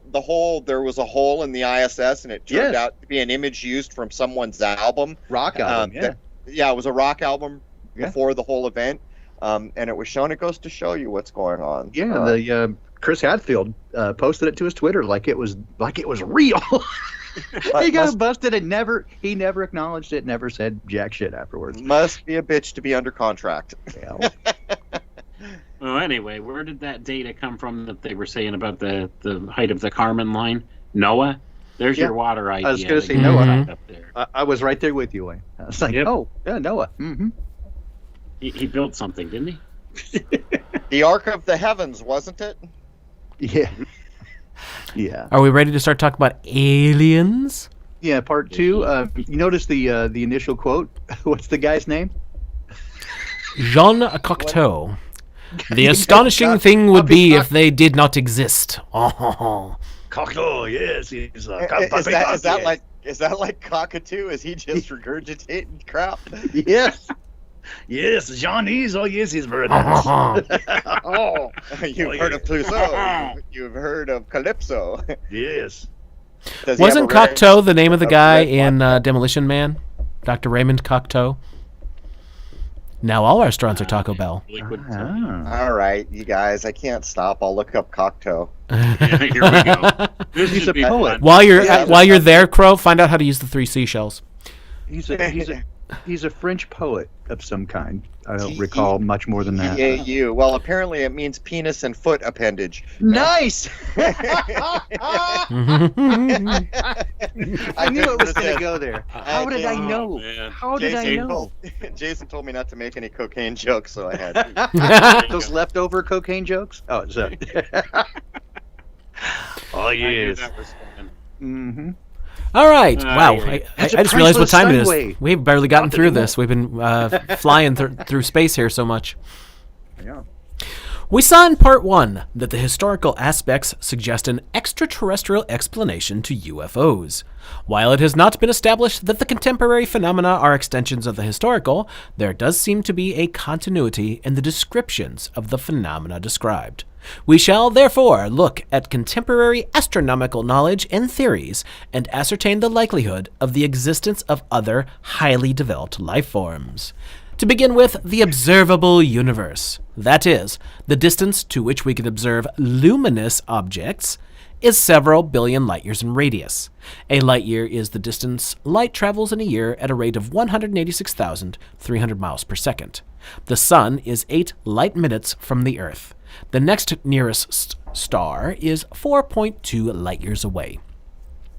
Within this vast volume, we find hundreds of millions of galaxies. Our own, which is the Milky Way galaxy, is similar to many of those we see at great distance. It is a lens-shaped assemblage of some 100 billion stars, having a diameter of about 100,000 light-years. The Sun is but one of its component stars and lies about 30,000 light-years from the center, close to the plane of symmetry, unless, of course, you look at Mandela stuff and then it's at a completely different location. Now let us just consider the stars in our own galaxy, specifically excluding those in neighboring or distant galaxies. We would like to estimate the number of stars having planets roughly similar to the Earth. From the statistics of stars within 15 light-years of the Sun, we find that only about one-third are single, the rest binary or multiple. Since planetary orbits are often unstable in multiple systems, depending on the details of the configuration, we will say that only 30 billion stars in our galaxy now have a dynamical environment that permits planets to exist around them. Will these stars have planets? We cannot state with assurance that they will. However, current knowledge supports the theory that planetary formation is a natural adjunct to formation of the star itself from the interstellar gas cloud. We would, therefore, expect about 30 billion stars to have one or more planets. Billions and billions. Now, we can reject certain classes of stars as candidates for habitable planets because their lifetimes are too short. These are stars of high mass. Others can be rejected because of variability in light output. There's Catholicism, high mass. Oh, yeah. Others can be rejected because of variability in light output, a characteristic that would make evolutionary development of life much more difficult. In fact, if we select only those stars similar to the Sun, whose peak of radiation energy coincides with a region of terrestrial atmospheric transparency, we have only a few % of the total, about 1 in 30. Therefore, we would expect about 1,000 million suitable solar-type stars exist. Of these, it is estimated by various astronomers that 200 to 600 million have planets at about the right distance and have been around long enough that life forms as developed as our own could exist. Implicit in further discussion are the assumptions that 1. Planets and/or life evolves to a mutual compatibility. 2. The life force, whether spontaneous or otherwise, is such that whenever the environment is favorable, life will exist. And 3. Our own history of past evolution and development is neither slow nor fast, but average and typical for life forms. Ours is the only example available, and no one has yet demonstrated that the average galactic life form should be any different. I'm so amused they were talking about things like this in the 60s. Well, the whole thrust of this is to convince you that there's nothing special about being a human being. There's nothing special about this place, and it's basically separating you from your divine spark. No matter how you want to slice it, it comes up peanuts here. There's only one sun. There's not another thing like it. It's not been described properly. The distance even isn't, and all the rest of this is just mumbus jumbus that is completely and utterly unprovable in anything more than an offhand assumptive way. That's what I would say. And by the way, I look up Cocteau. What's going on with the name that opened up this segment is it's going to be almost wholly assigned to the playwright, which was 1889 to 1863. But his notable works are, wait for it, the La Machine Infernale, or the Infernal Machine. Nice. And then, of I've course, heard of that. In 1929, let me count the ways, The Terrible Babies, or Les Enfants Terribles. Oh, Les Enfants, yeah. Mm-hmm. Those Terrible Babies. Oh. Yes. Billions and billions. There's billions and billions. Here's a serious question I have. For anybody who really buys into this whole mainstream science narrative that they give us, how in the hell do they have any clue whatsoever the Milky Way galaxy looks like with us? I thought about that when I read that. Galaxy. It looks just like those ones over there. As- How the hell do you know that? Yeah. Right. This Because is someone something made a that has poster that bothered said me you since were I was here. a child. Yes, Exactly. precisely. And that's the only thing you could find. This has bothered me since I was a small child, learning about science. It will always be. It blinded By their you. definition, it will continue to be impossible to know because of their description of the size of a galaxy. It would never be possible to understand what a structure No. that all the Milky Way is. So there's further evidence. And you've noticed, I don't know if you guys have noticed as well, I'm sure Brian Stavely has, that when I was growing up, Earth was always pictured, the solar system on one of the very outer edges of one of those spirals. Sagittarius arm. And now it's in Orion. Places, it's sort of like it's kind of in the middle. So it used to be Sag, yeah. But it's always been that way. So it's fascinating. Get this. They're saying, therefore, among the 200 to 600 million I'm looking at the age of a galaxy is between 5 and 10 billion years, which also isn't going to work because of the supposed speed of light distance across a galaxy. So if a galaxy is only going to live for 5 to 10 billion years, then that would mean the overall distance across it would have to be a minute subset of that lifespan. You see where I'm going here? Yeah, and when you look at the next segment, which is talking specifically about age, look how many times they use the number 5. I was trying to count. It was 1, 2, 3, 4, 5, 6, 7. I can't drive 55. Yeah, 7 uses of 5. 500,000, 5 billion, 500, 5 billion, 5 and 10 billion. 10 billion, a doubling, yeah. 5 and 10 billion, 200 to 600 million. But 5 is used 7 times. It stands out. The number of the count shall be 5, and 5 shall be the number of the count. But just remember that every answer is 5. Thou shalt not count to 6 unless they go straight from the 5 to the 6. You want to know what 5 means? Just always keep in mind the Rush 2112 logo. The naked dude and the red star. There's your overall idea of the upright pentacle, and of course anything you invert, you already know what it means. The idea is inverted. I just found it fascinating. The whole thing about age has to do with 5 and the fifth age of man. It's fascinating. The more you see it, the more you see it, I guess. But well, I think the rest of part 2 is kind of boring because I think everybody has a general idea of what mainstream astronomical physics says because you learned it in high school, no doubt. So let's jump down to part 3: UFOs, the character of reports. The character. They're already setting the it's stage. A character, all right. Yeah, they're setting the stage. Hey, stage right. You ready?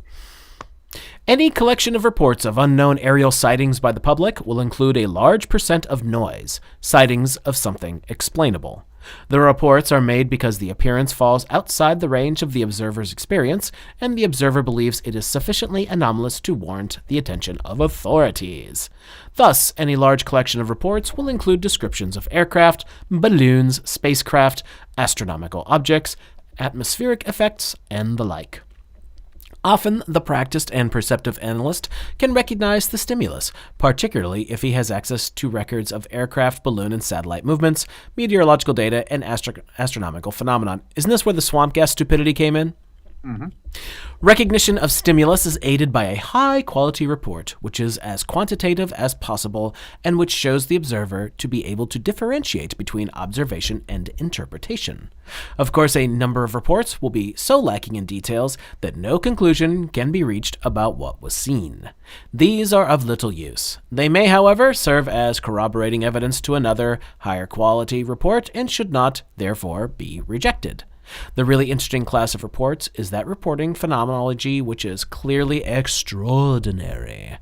The observer's qualifications may be such that the report is not only highly credible, but is articulate and quantitative as well. It is this subclass of reports, variously estimated at 5 to 20% of the total, that offer hope of our learning what is going on. Hynek considers... Yeah, let's just make a point here. What I'm noticing in what you just read, Jason, matches very closely the second tenet of Satanism. And while I can't verbatim remember exactly what it is, the idea of it is that in Satanism, they want to make the idea of what is right relative. All right? That's a big deal if you consider, and that's what's going on here. Because what is true is true. There are no gradations of true. As a matter of fact, what is true will always be true.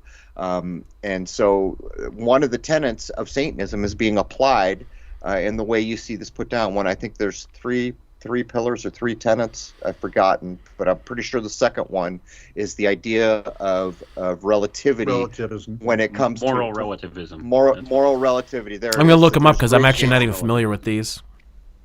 But that's what jumped out at me, how they're warping your mind to buy into the scientific patina, official sounding nature of this, while they're subconsciously getting you to throw away the idea that true is true. There is no gray area. There's no gray area. It is what it is, and it always will be what it is. And I also noted that they throw out the number of qualitative reports. So the interesting ones are right in that Pareto distribution, right? So see that over and over. I smell ham.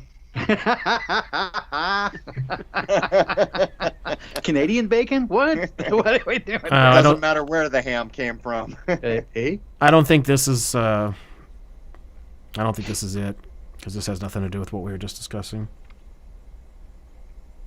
There are three. I think it's three. I think there are three tenets to Satanism, and I'm says not seven. sure that they're. What are they? Well, it would take me a while to read them all, but the only one that mentions... Cliff noted. One is, one should strive to act with compassion and empathy toward all creatures in accordance with reason. Second one...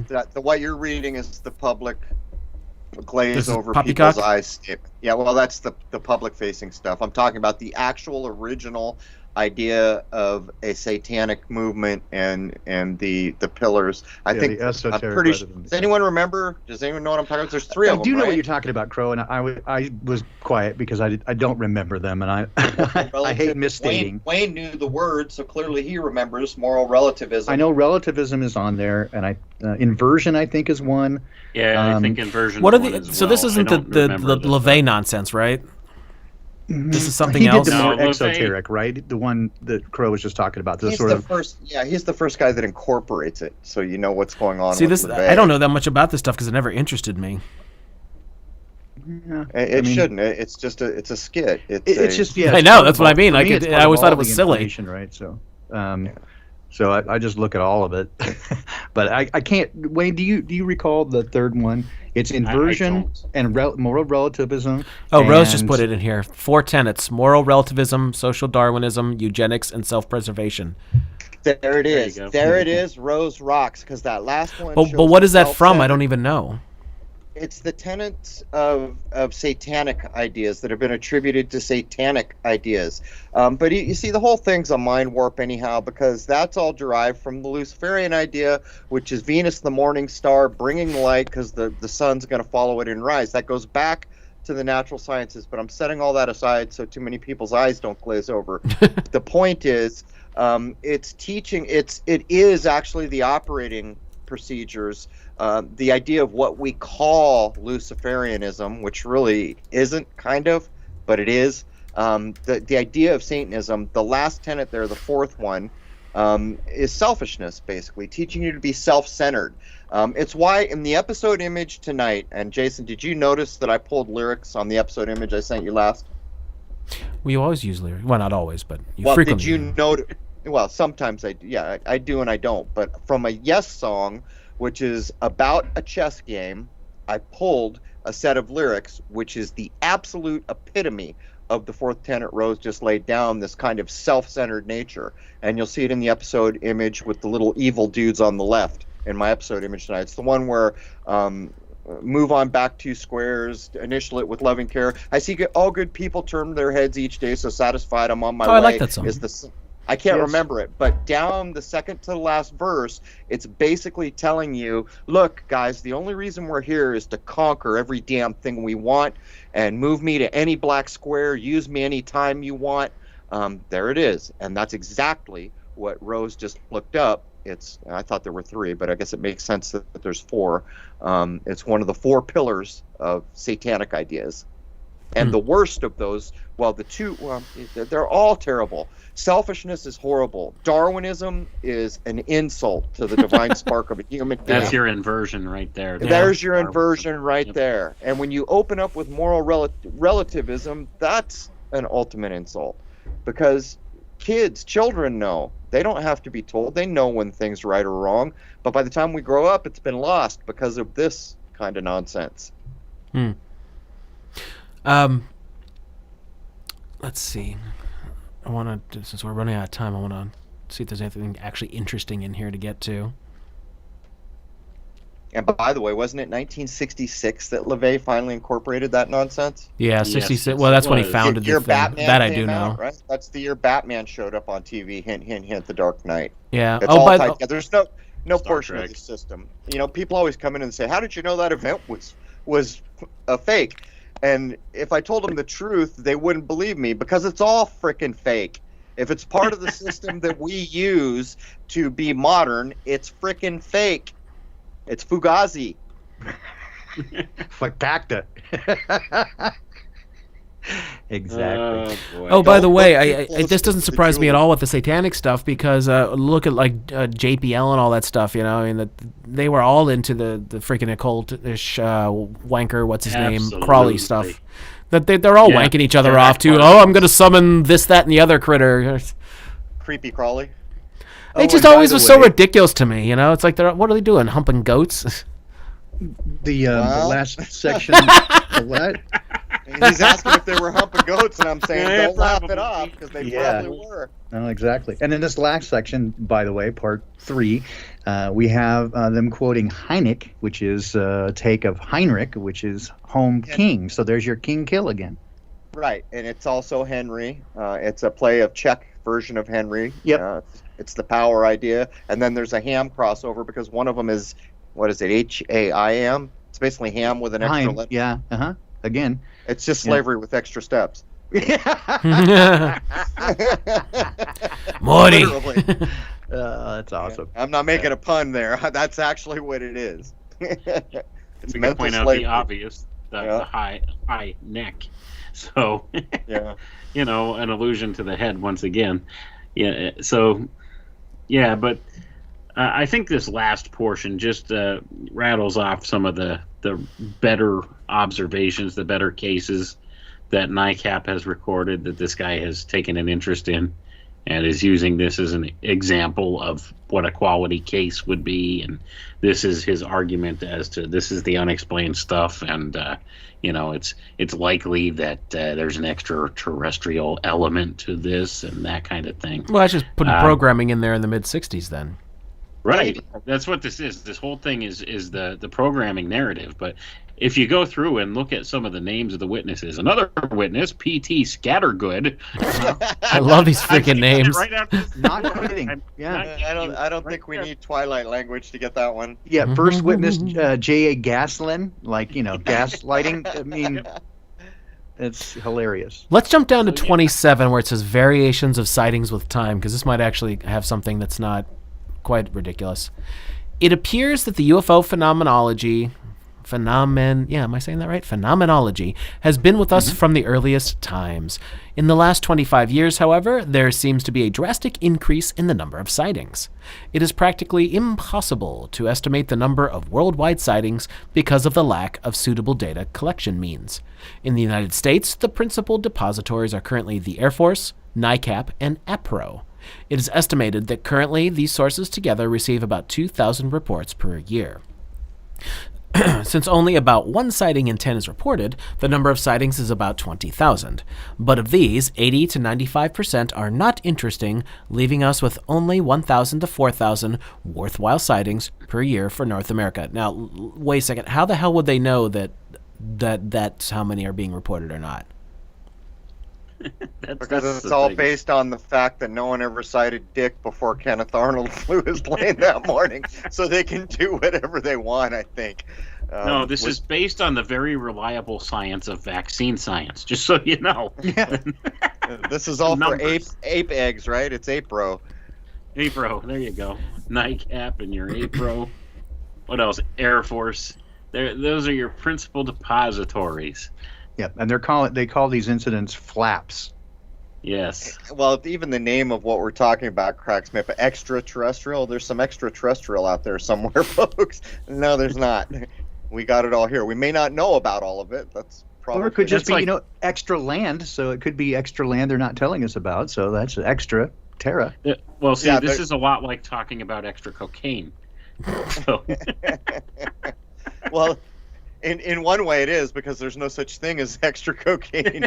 But in another way, what if there's a continent we don't know about and there really is an advanced air force there, so they truly are extra Extraterrestrial. Yeah. Right. They're not lying, sort of. I don't know. Well, we're in Revelation of Method, so someone should be handing us the user's manual before long. Right. You mean I would Orwell, certainly I told hope you so. so? It would get dismissed as ridiculous, of course. The Oh, craziest conspiracy theory ever. If they came out with a 10-page document, just an overview of the truth. These are the things that actually are happening. I think even we would be surprised a little bit at some of it, but overall people would look at it and just dismiss it immediately and go, okay, it's the craziest thing I ever heard. All right, so this next part, well, I guess we could do this here and then we'll jump down some more and see if there's any more goodies. In addition to the background of reports, more or less constantly flowing in, occasional periods of intense activity are also noted. One such period was October 1954 over most of France. Nycap lists a number of these flaps, and that's spelled F-L-A-P-S, whatever that's supposed to mean. Sometimes they are very localized, covering only a small portion of a state for a period of a few weeks. APRO concludes, on the basis of the reports available to them, that the patterns of appearance follow phases. Atomic test areas and installations in the late 1940s and early 1950s, rivers, reservoirs, and bodies of water in the late 50s and early 60s, and now electrical distribution systems. Convincing evidence to support this hypothesis has not been published. However, if the hypothesis were true, it would certainly raise a lot of questions. All right. This is not very exciting. Let's go down. While most UFOs are silent, some have made sounds described as hissing, rushing, swishing, humming, whirring, whining, droning, like thunder, like shotgun, and a series of staccato explosions. just like my kids. In the past, the absence of sonic booms from supersonic UFOs bothered many scientists. It appears now that that problem might be overcome by surrounding the craft by a corona discharge, which, incidentally, would be a luminous blue glow around the object. Really, that's interesting.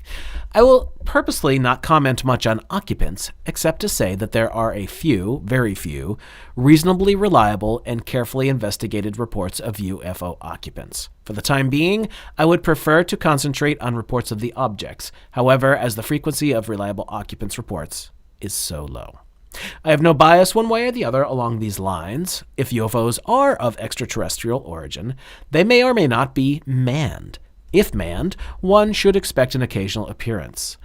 Readers more interested in this aspect of UFOs are referred to reference 24. Well, great. You know that this document would get banned today because it would have to be called womanned, not manned. Right. All right, let's jump down to part 5 because, man, I thought this document would be more exciting. UFOs, how to proceed and why. So here's a quote from Laplace. We are so far from knowing all the forces of nature and the various modes of their action that it is not worthy of a philosopher to deny phenomena only because they are inexplicable in the present state of our knowledge. The harder it is to acknowledge the existence of phenomena, the more we are bound to investigate them with increasing care. Laplace's remarks are certainly as true and significant for us today as for his contemporaries. In the preceding essays, I have suggested that there exists a class of phenomena rather widely occurring today and perhaps since earliest times that is elusive, puzzling, and often at variance with known scientific and technical experience. What are we going to do about it? What should we do? What can we do about it? J.F. MacDonald suggests that the UFO phenomenon lie somewhere in the following categories of explanation. The first one, hoaxes, fabrications, and frauds. Report files contain examples of these. Investigators believe about 5% of all reports made are in this category. Detailed study, however, usually uncovers such reports. Numero 2. Hallucinations, mass hysteria, and rumor phenomena. Present understanding of psychology does not admit many of the significant reports to be explained in this way. Trace, misinterpretations of well-known physical phenomena, meteorological, astronomical, optical, etc. By far, the largest percentage of reports fall in this category. Study by an experienced investigator can usually identify these. Number 4. Poorly understood physical phenomena, rare electrical or meteorological effects, plasmas. Certainly a distinct possibility in a number of cases, it is a category worthy of careful study. Some of the most interesting cases, however, have sufficient observational detail to eliminate this possibility. I am referring to reports of unambiguously machine-like objects. Number 5.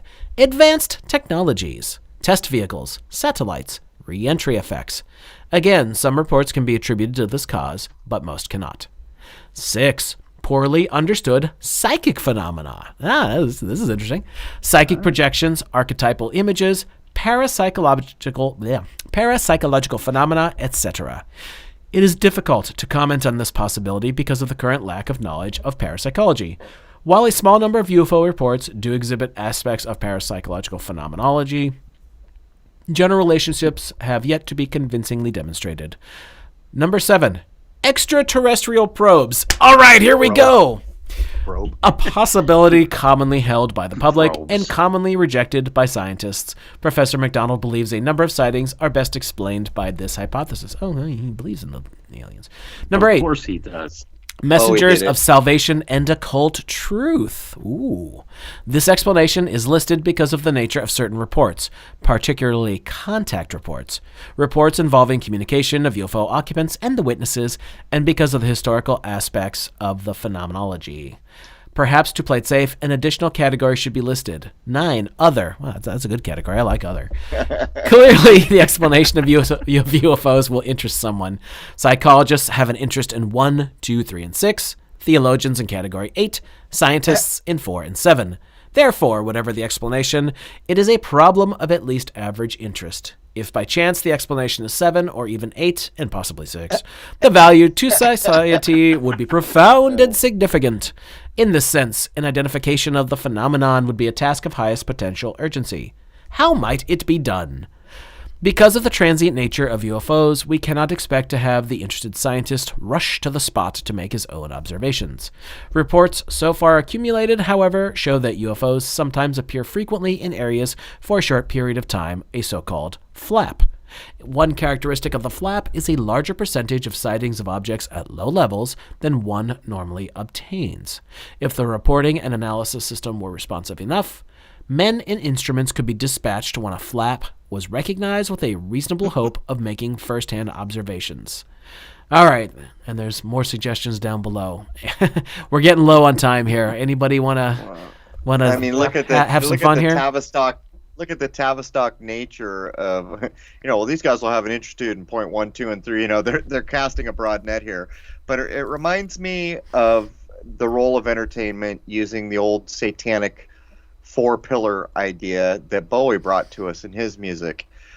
He told all the people who followed him as if he were a god and hung on his every word that there was a starman waiting in the sky and he'd like to come and meet us, but he thinks he'll blow our minds, right? There it is. You're not an adult. You'll never be an adult. And by the way, that was the 60s or 70s when he said that. So we still haven't grown up enough to keep our minds from being blown by that logic. Cue Jack Nicholson, you can't handle the truth. They keep hiding the truth. Yeah, I did find it interesting how he refused to comment on psychic phenomena. We just don't know anything about that. So not at all. Just going to pass over. Yeah, we don't know anything about that. Extraterrestrial probes, however, that he thinks is the best explanation for this hypothesis. Into the probes, absolutely. And then at the end of this, he says, "Well, perhaps to play it safe, we'll add other." You're going to play it safe after you push the idea of extraterrestrial. And then there's everything else. Yeah. We'll put that into its own category. Right. It's, again, fascinating because of the way it's placed in a much more colloquial than academic format, which would indicate to me the intention to get this sort of floated out into the public under the illusion that it is some sort of secret document, right? So that people would have secret knowledge if one of their friends just sort of, they left a copy from the Xerox machine or the Before the Xerox, you had the Ditto machine, right?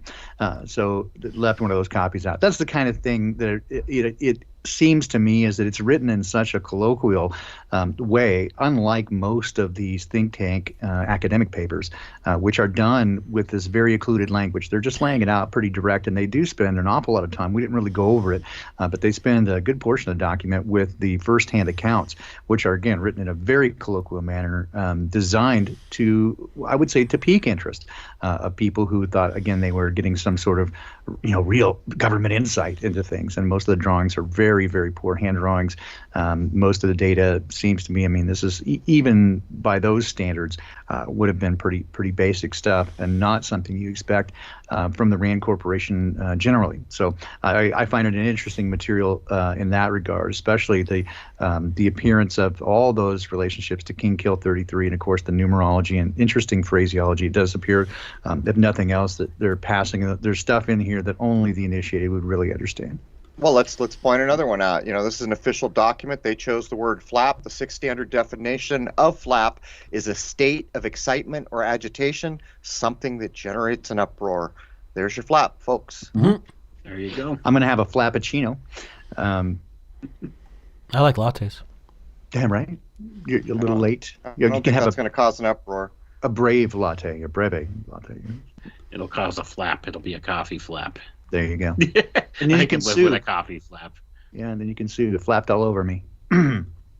So yeah, again, a fascinating document. Thanks, Wayne, for sharing that with us. Oh, Oh, yeah. there's no even a little bodies. form at the end That of was this, fun. you guys. Yeah, There's a that was report great. form at the end of this. I was just We should looking fill through it out that. and send it in. We should go on Stellarium. I think with we're the exact- 55 years too late there, brother. Are you sure Project Blue Book won't collect this? I think they've moved University on to of Blue Beam. Colorado. Yeah, they attach the term blue to all UFO subject matter.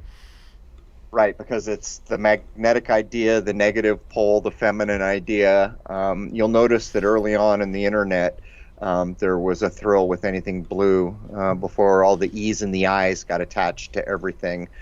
It was all E everything because it was electronic for a while there, and then it became I everything because of Apple. And there's a story behind all that, but you will notice that very rarely do you see the red idea associated with technology in the way that we're seeing it used here. And as we pointed before we came on, all the controlling countries of the world have red, white, or blue, or all of them, for the most part, in their flag, with the exception of the Vatican, because they have the keys. They don't need to mess around.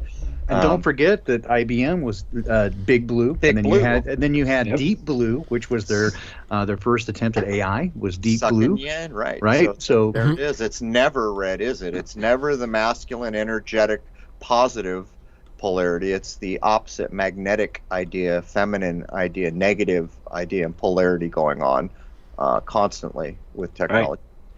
And That's they helpful. always attach this stuff, like I said, to the UFO idea, and it's also been said by various researchers in the ufology community that anything that has the moniker blue relates to extraterrestrial technology.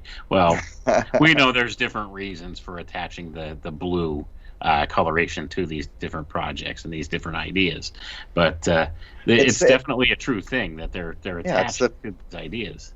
It's a frequency idea. These colors, like when Jason and I did the mystical world of color, we need to do another one, Jason. It's a frequency. So when you know that if you speak a word, pluck a guitar string, and you can have a cymatic device, it will create form right in front of your eyes. What people miss is not only is that showing you magically how form is made, all form, it's done by vibration, period, that's it. If you could take a color, you can associate a color with a note or a frequency.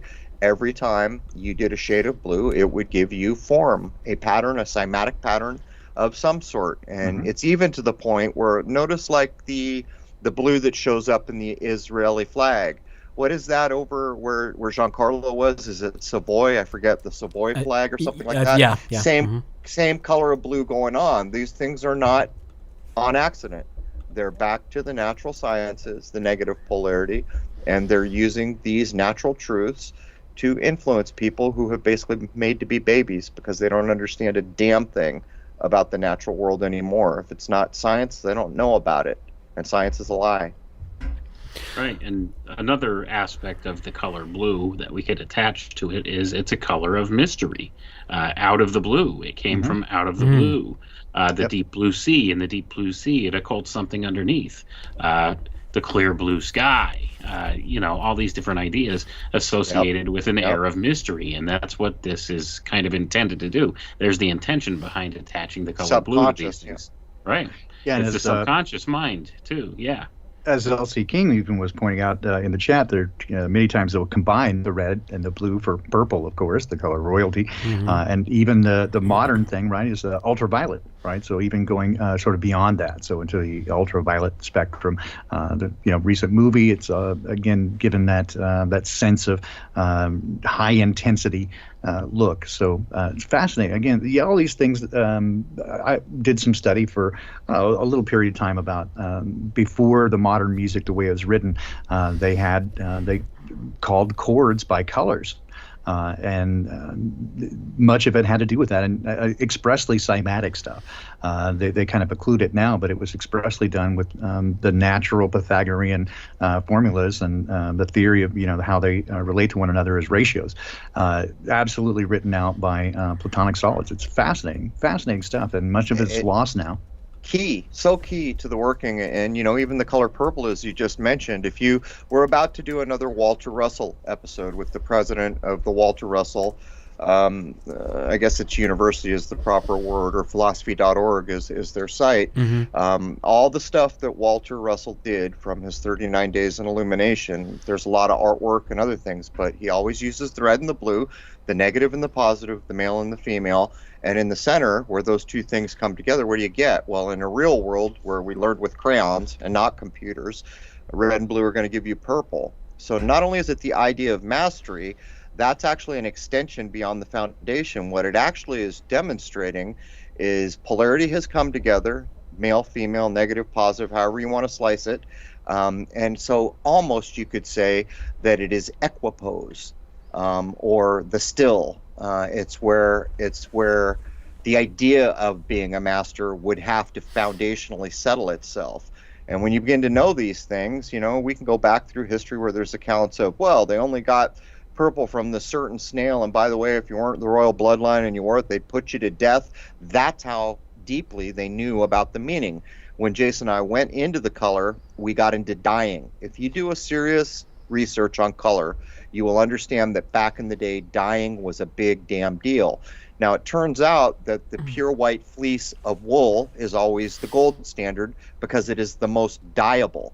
And so what they knew was that a pure white fleece, which is why the Lamb of God is always that representation, because that purity of white is the highest spiritual idea in not only what we think of, but its vibration. So when you come along with a dye, the dyer knew that he was about to change the vibrational reality of whatever he dyed. So the problem became, how do I make that cloth become the perfect match to this dye that I want it to be this color?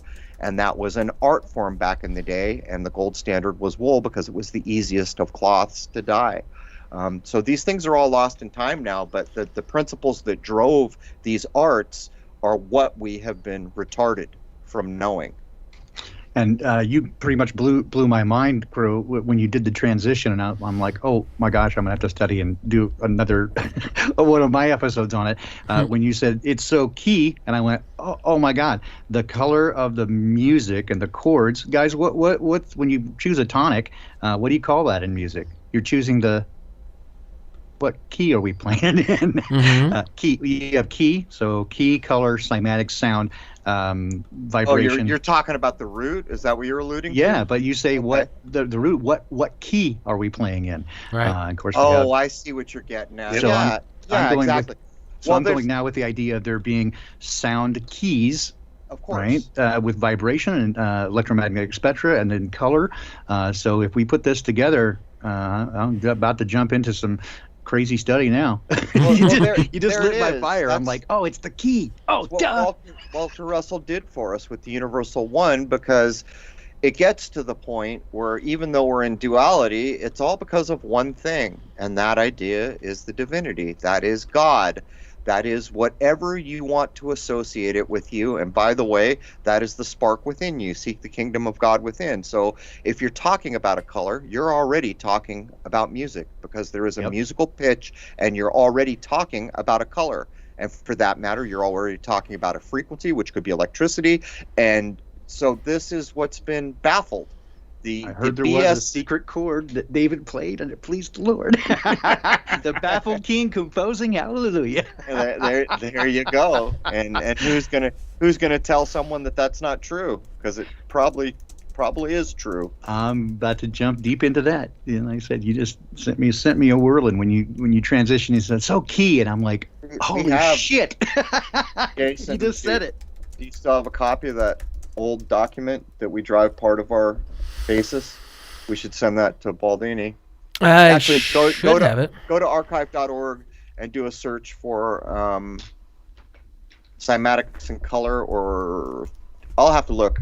My PDF library is so large. I'll look for it, but I don't know. I'd love that. Or I'll look at the archive and see what I can come up with. But yeah, this is what's missing from our world, because if Jason and I did another movie, I'm all about cymatics, and this is why. This is what's one of the most important things that's missing. Why is it that we can't just simply go do a search or grab a book and have a complete cymatic library? Oh, look, this many cycles per second that we currently call hertz, because they're hurting you with their nonsense knowledge, and the name of the guy who is a friend of Kennedy's who's tied to radio and the car, hertz, by the way, just so everyone knows the construct level that we're talking. Why can't I look and say, oh, look, this is a 5-point geometry with this particular cycles per second, and I know this corresponds with this color of green or blue or whatever it would be. And by the way, I also know that Venus is represented by its supposed orbit as making the pentagram.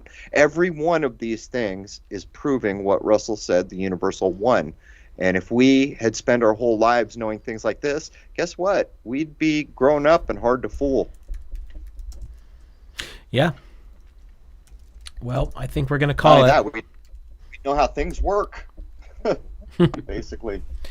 All right, Crow, I'm going to save you for last to talk about Mr. Hoffman a little bit. Great to Baldini, take it away. What do you got going on coming up that you want to talk about while we end this stream? Don't forget to join Rose 777 at Rose 777 2.0 channel tomorrow morning. Very early, 6 a.m. on the West Coast and 9 a.m. on the East Coast for the Poppycock Report as we break it all down. And I'll, of course, be back all this weekend, Unintended Consequences, Saturday morning at 9 Pacific, Sunday morning, 7 a.m., Ancient Wisdom for a Modern World. And then at 5 p.m., back again with Wayne McCroy, Jr., for Solar Scripture at 5 p.m. Pacific time. That's on Sunday. So all weekend long, and then Tuesdays and Thursdays with Rose. Wayne? All right. Well, just like Baldini just mentioned there, I'll be with him again Sunday night to Sola Scriptura. And I just recorded an episode of Glitch in the Code with Richard Willett. He should be posting that sometime later this week. That'll be coming out. And I'm almost done with my new book, so that should be coming within the next 2 weeks or so. So looking forward to getting that out there. All right. So, Crow, in less than an hour, I guess that would be Easter time, right? You'll be dropping our episode on Mr. Hoffman. So go ahead. Let's talk about that for a minute before we call it. Kill, but I was going to say, Baldini, I'll write the theme song for Poppycock Report. We could do like, oh, Poppycock, I never knew, I knew ya. Did you know that Trey Clark from Trey Clark Theories did a version of Rocky Top? That's the theme song now, but I'd love to hear yours. So yeah, we'll just pass it around. I'd love that. It's simple. It's oh, Poppycock, Poppycock, I never knew, I knew ya. That's beautiful. That's a triple entendre. It is. Anyhow, tonight in about, where are we here? I don't know, coming up on 50 minutes, actually a minute after midnight Eastern Standard Time or New York City time, NYC time, I will release episode 254. We were graced with an hour from Michael A. Hoffman II, as he's known in his earlier work. Michael Hoffman and his more up-to-date publishing, mostly to do with the Vatican, in centering in on the Catholic Church, usury, and how all that went to hell, literally in a handbasket, how and why they went to the dark side, how that occurred, what was mixed in. But what we're going to center in on is this man actually co-authored King Kill 33. And we were fortunate enough to meet Alana Freeland, who had actually edited some of the James Shelby Downard work, who is the man who is the basis of King Kill 33. Without those tools, I'm not sure that we would all be standing here as just average human minds understanding a damn thing about how the tessellated game board that encompasses everywhere now. There's no portion of the system that isn't false, and these two men gave us the keys. He went on to write Secret Societies and Psychological Warfare, which can still be picked up for a whisper. Don't be fooled when you see that book listed for $900. That is the mainstream trying to prevent you from understanding that you can obtain a copy. One of the main things is, before we met him, getting a complete copy of King Kill 33 was nigh on impossible. You got PDFs that have been switched around, that have been truncated, all these. Well, we know the man now, and he's got the original unblemished versions of the essay, which I just received in the mail today, by the way. So that's the big deal. In hour one, Jason and I go over a bunch that you can know about the work, and in hour two, we have the man himself. All right. Yeah. The interview with Mr. Hoffman is only an hour, but it's a 2-hour program. Mr. Hoffman, being who he is, we certainly weren't putting that out for free, so that's only going to be on the website for members, just to make that very clear. Well, that's another thing you should know about King Kill 33. There was a publisher named Adam Palfrey, and he actually did stand up, whether he was involved in Revelation of Method or not, whatever you want to think. He got it out. But early, I don't know, mid to late 80s, they began censoring the crap out of King Kill, and it wasn't long before you couldn't get copies at all. And even now, when I did searches, never once was I made aware of revisionisthistory.org, which is Mr. Hoffman's site, where you can actually still go pick up a copy of King Kill, and it comes to you.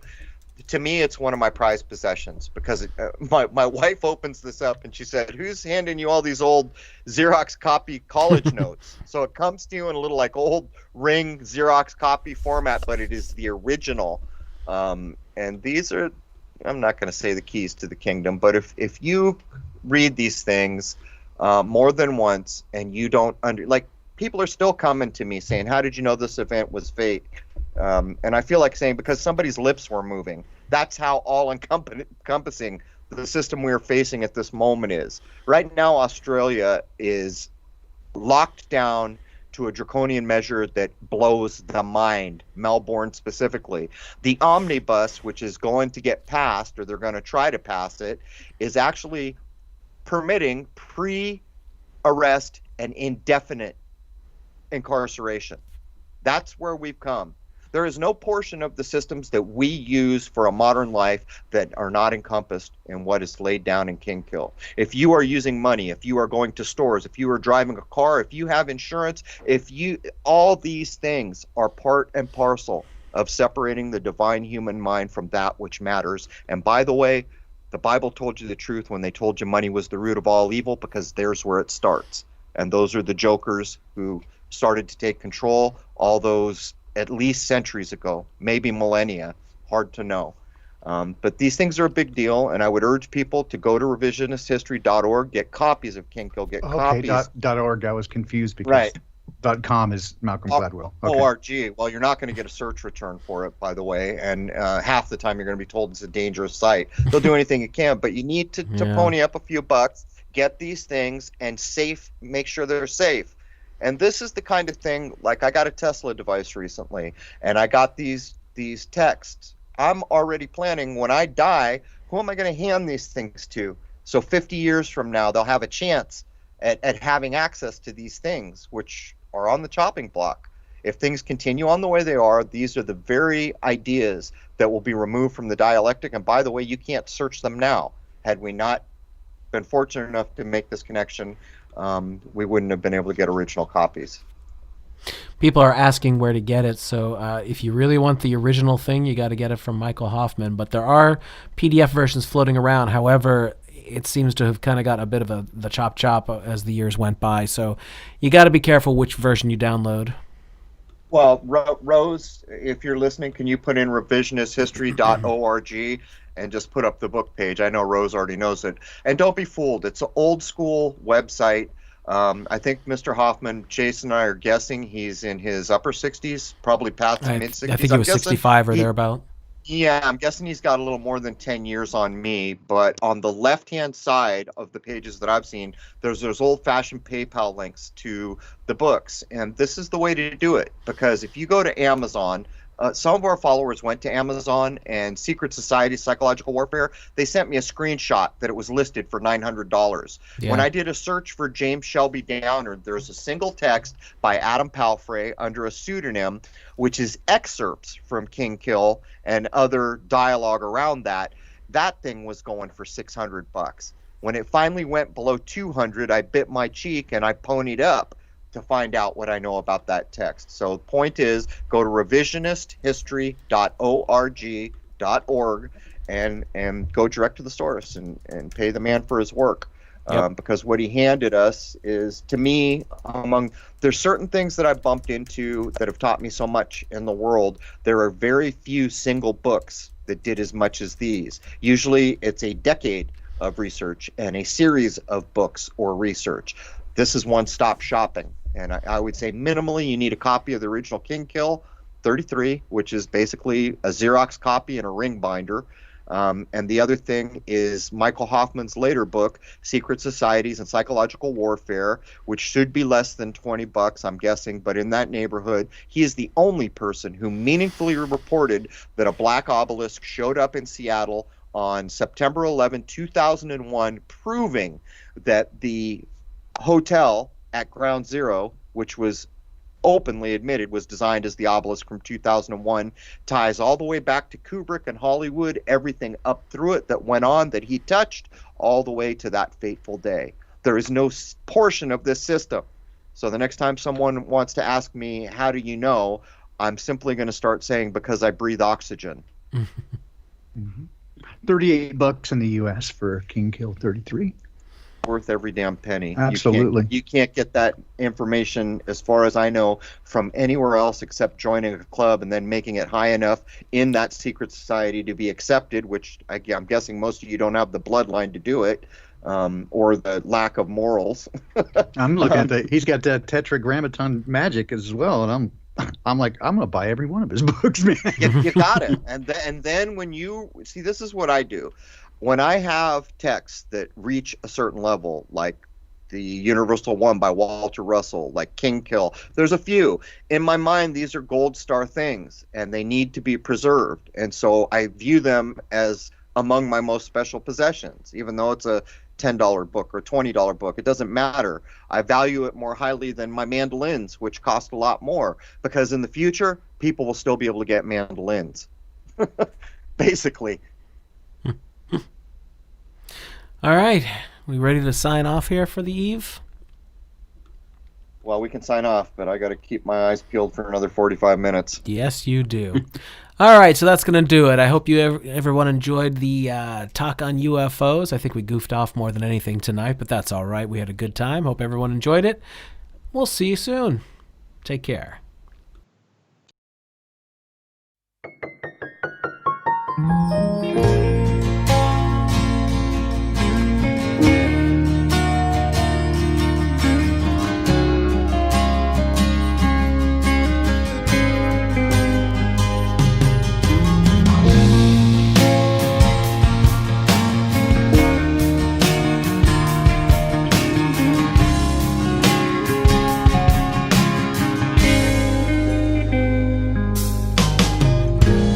By and by,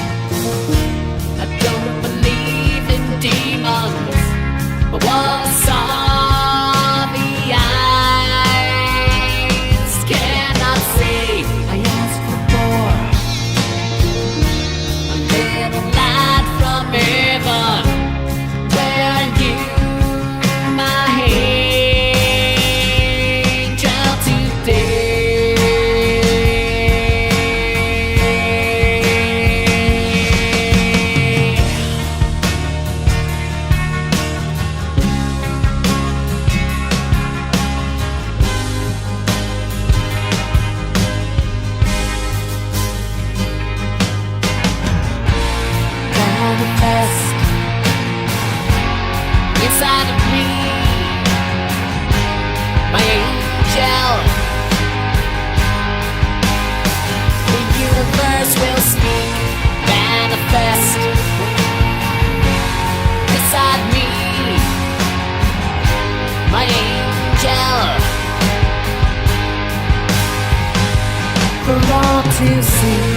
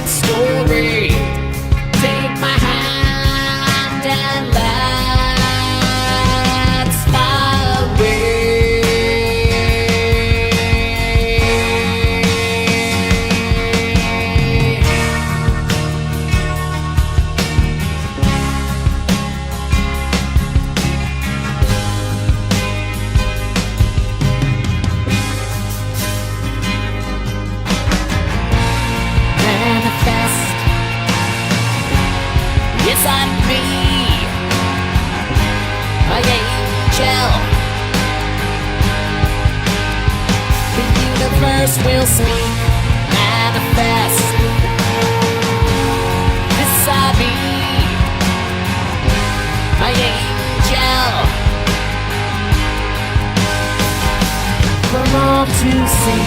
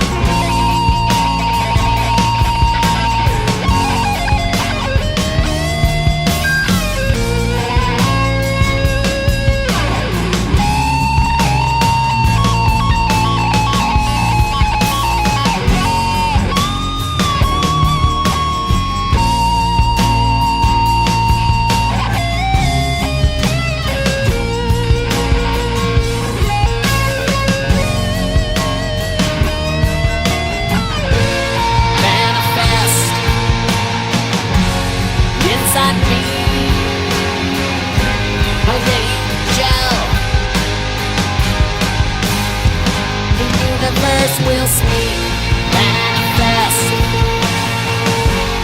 beside me, my angel, for all to see, manifest beside me, my angel. The universe will speak, manifest beside me, my angel, for all to see.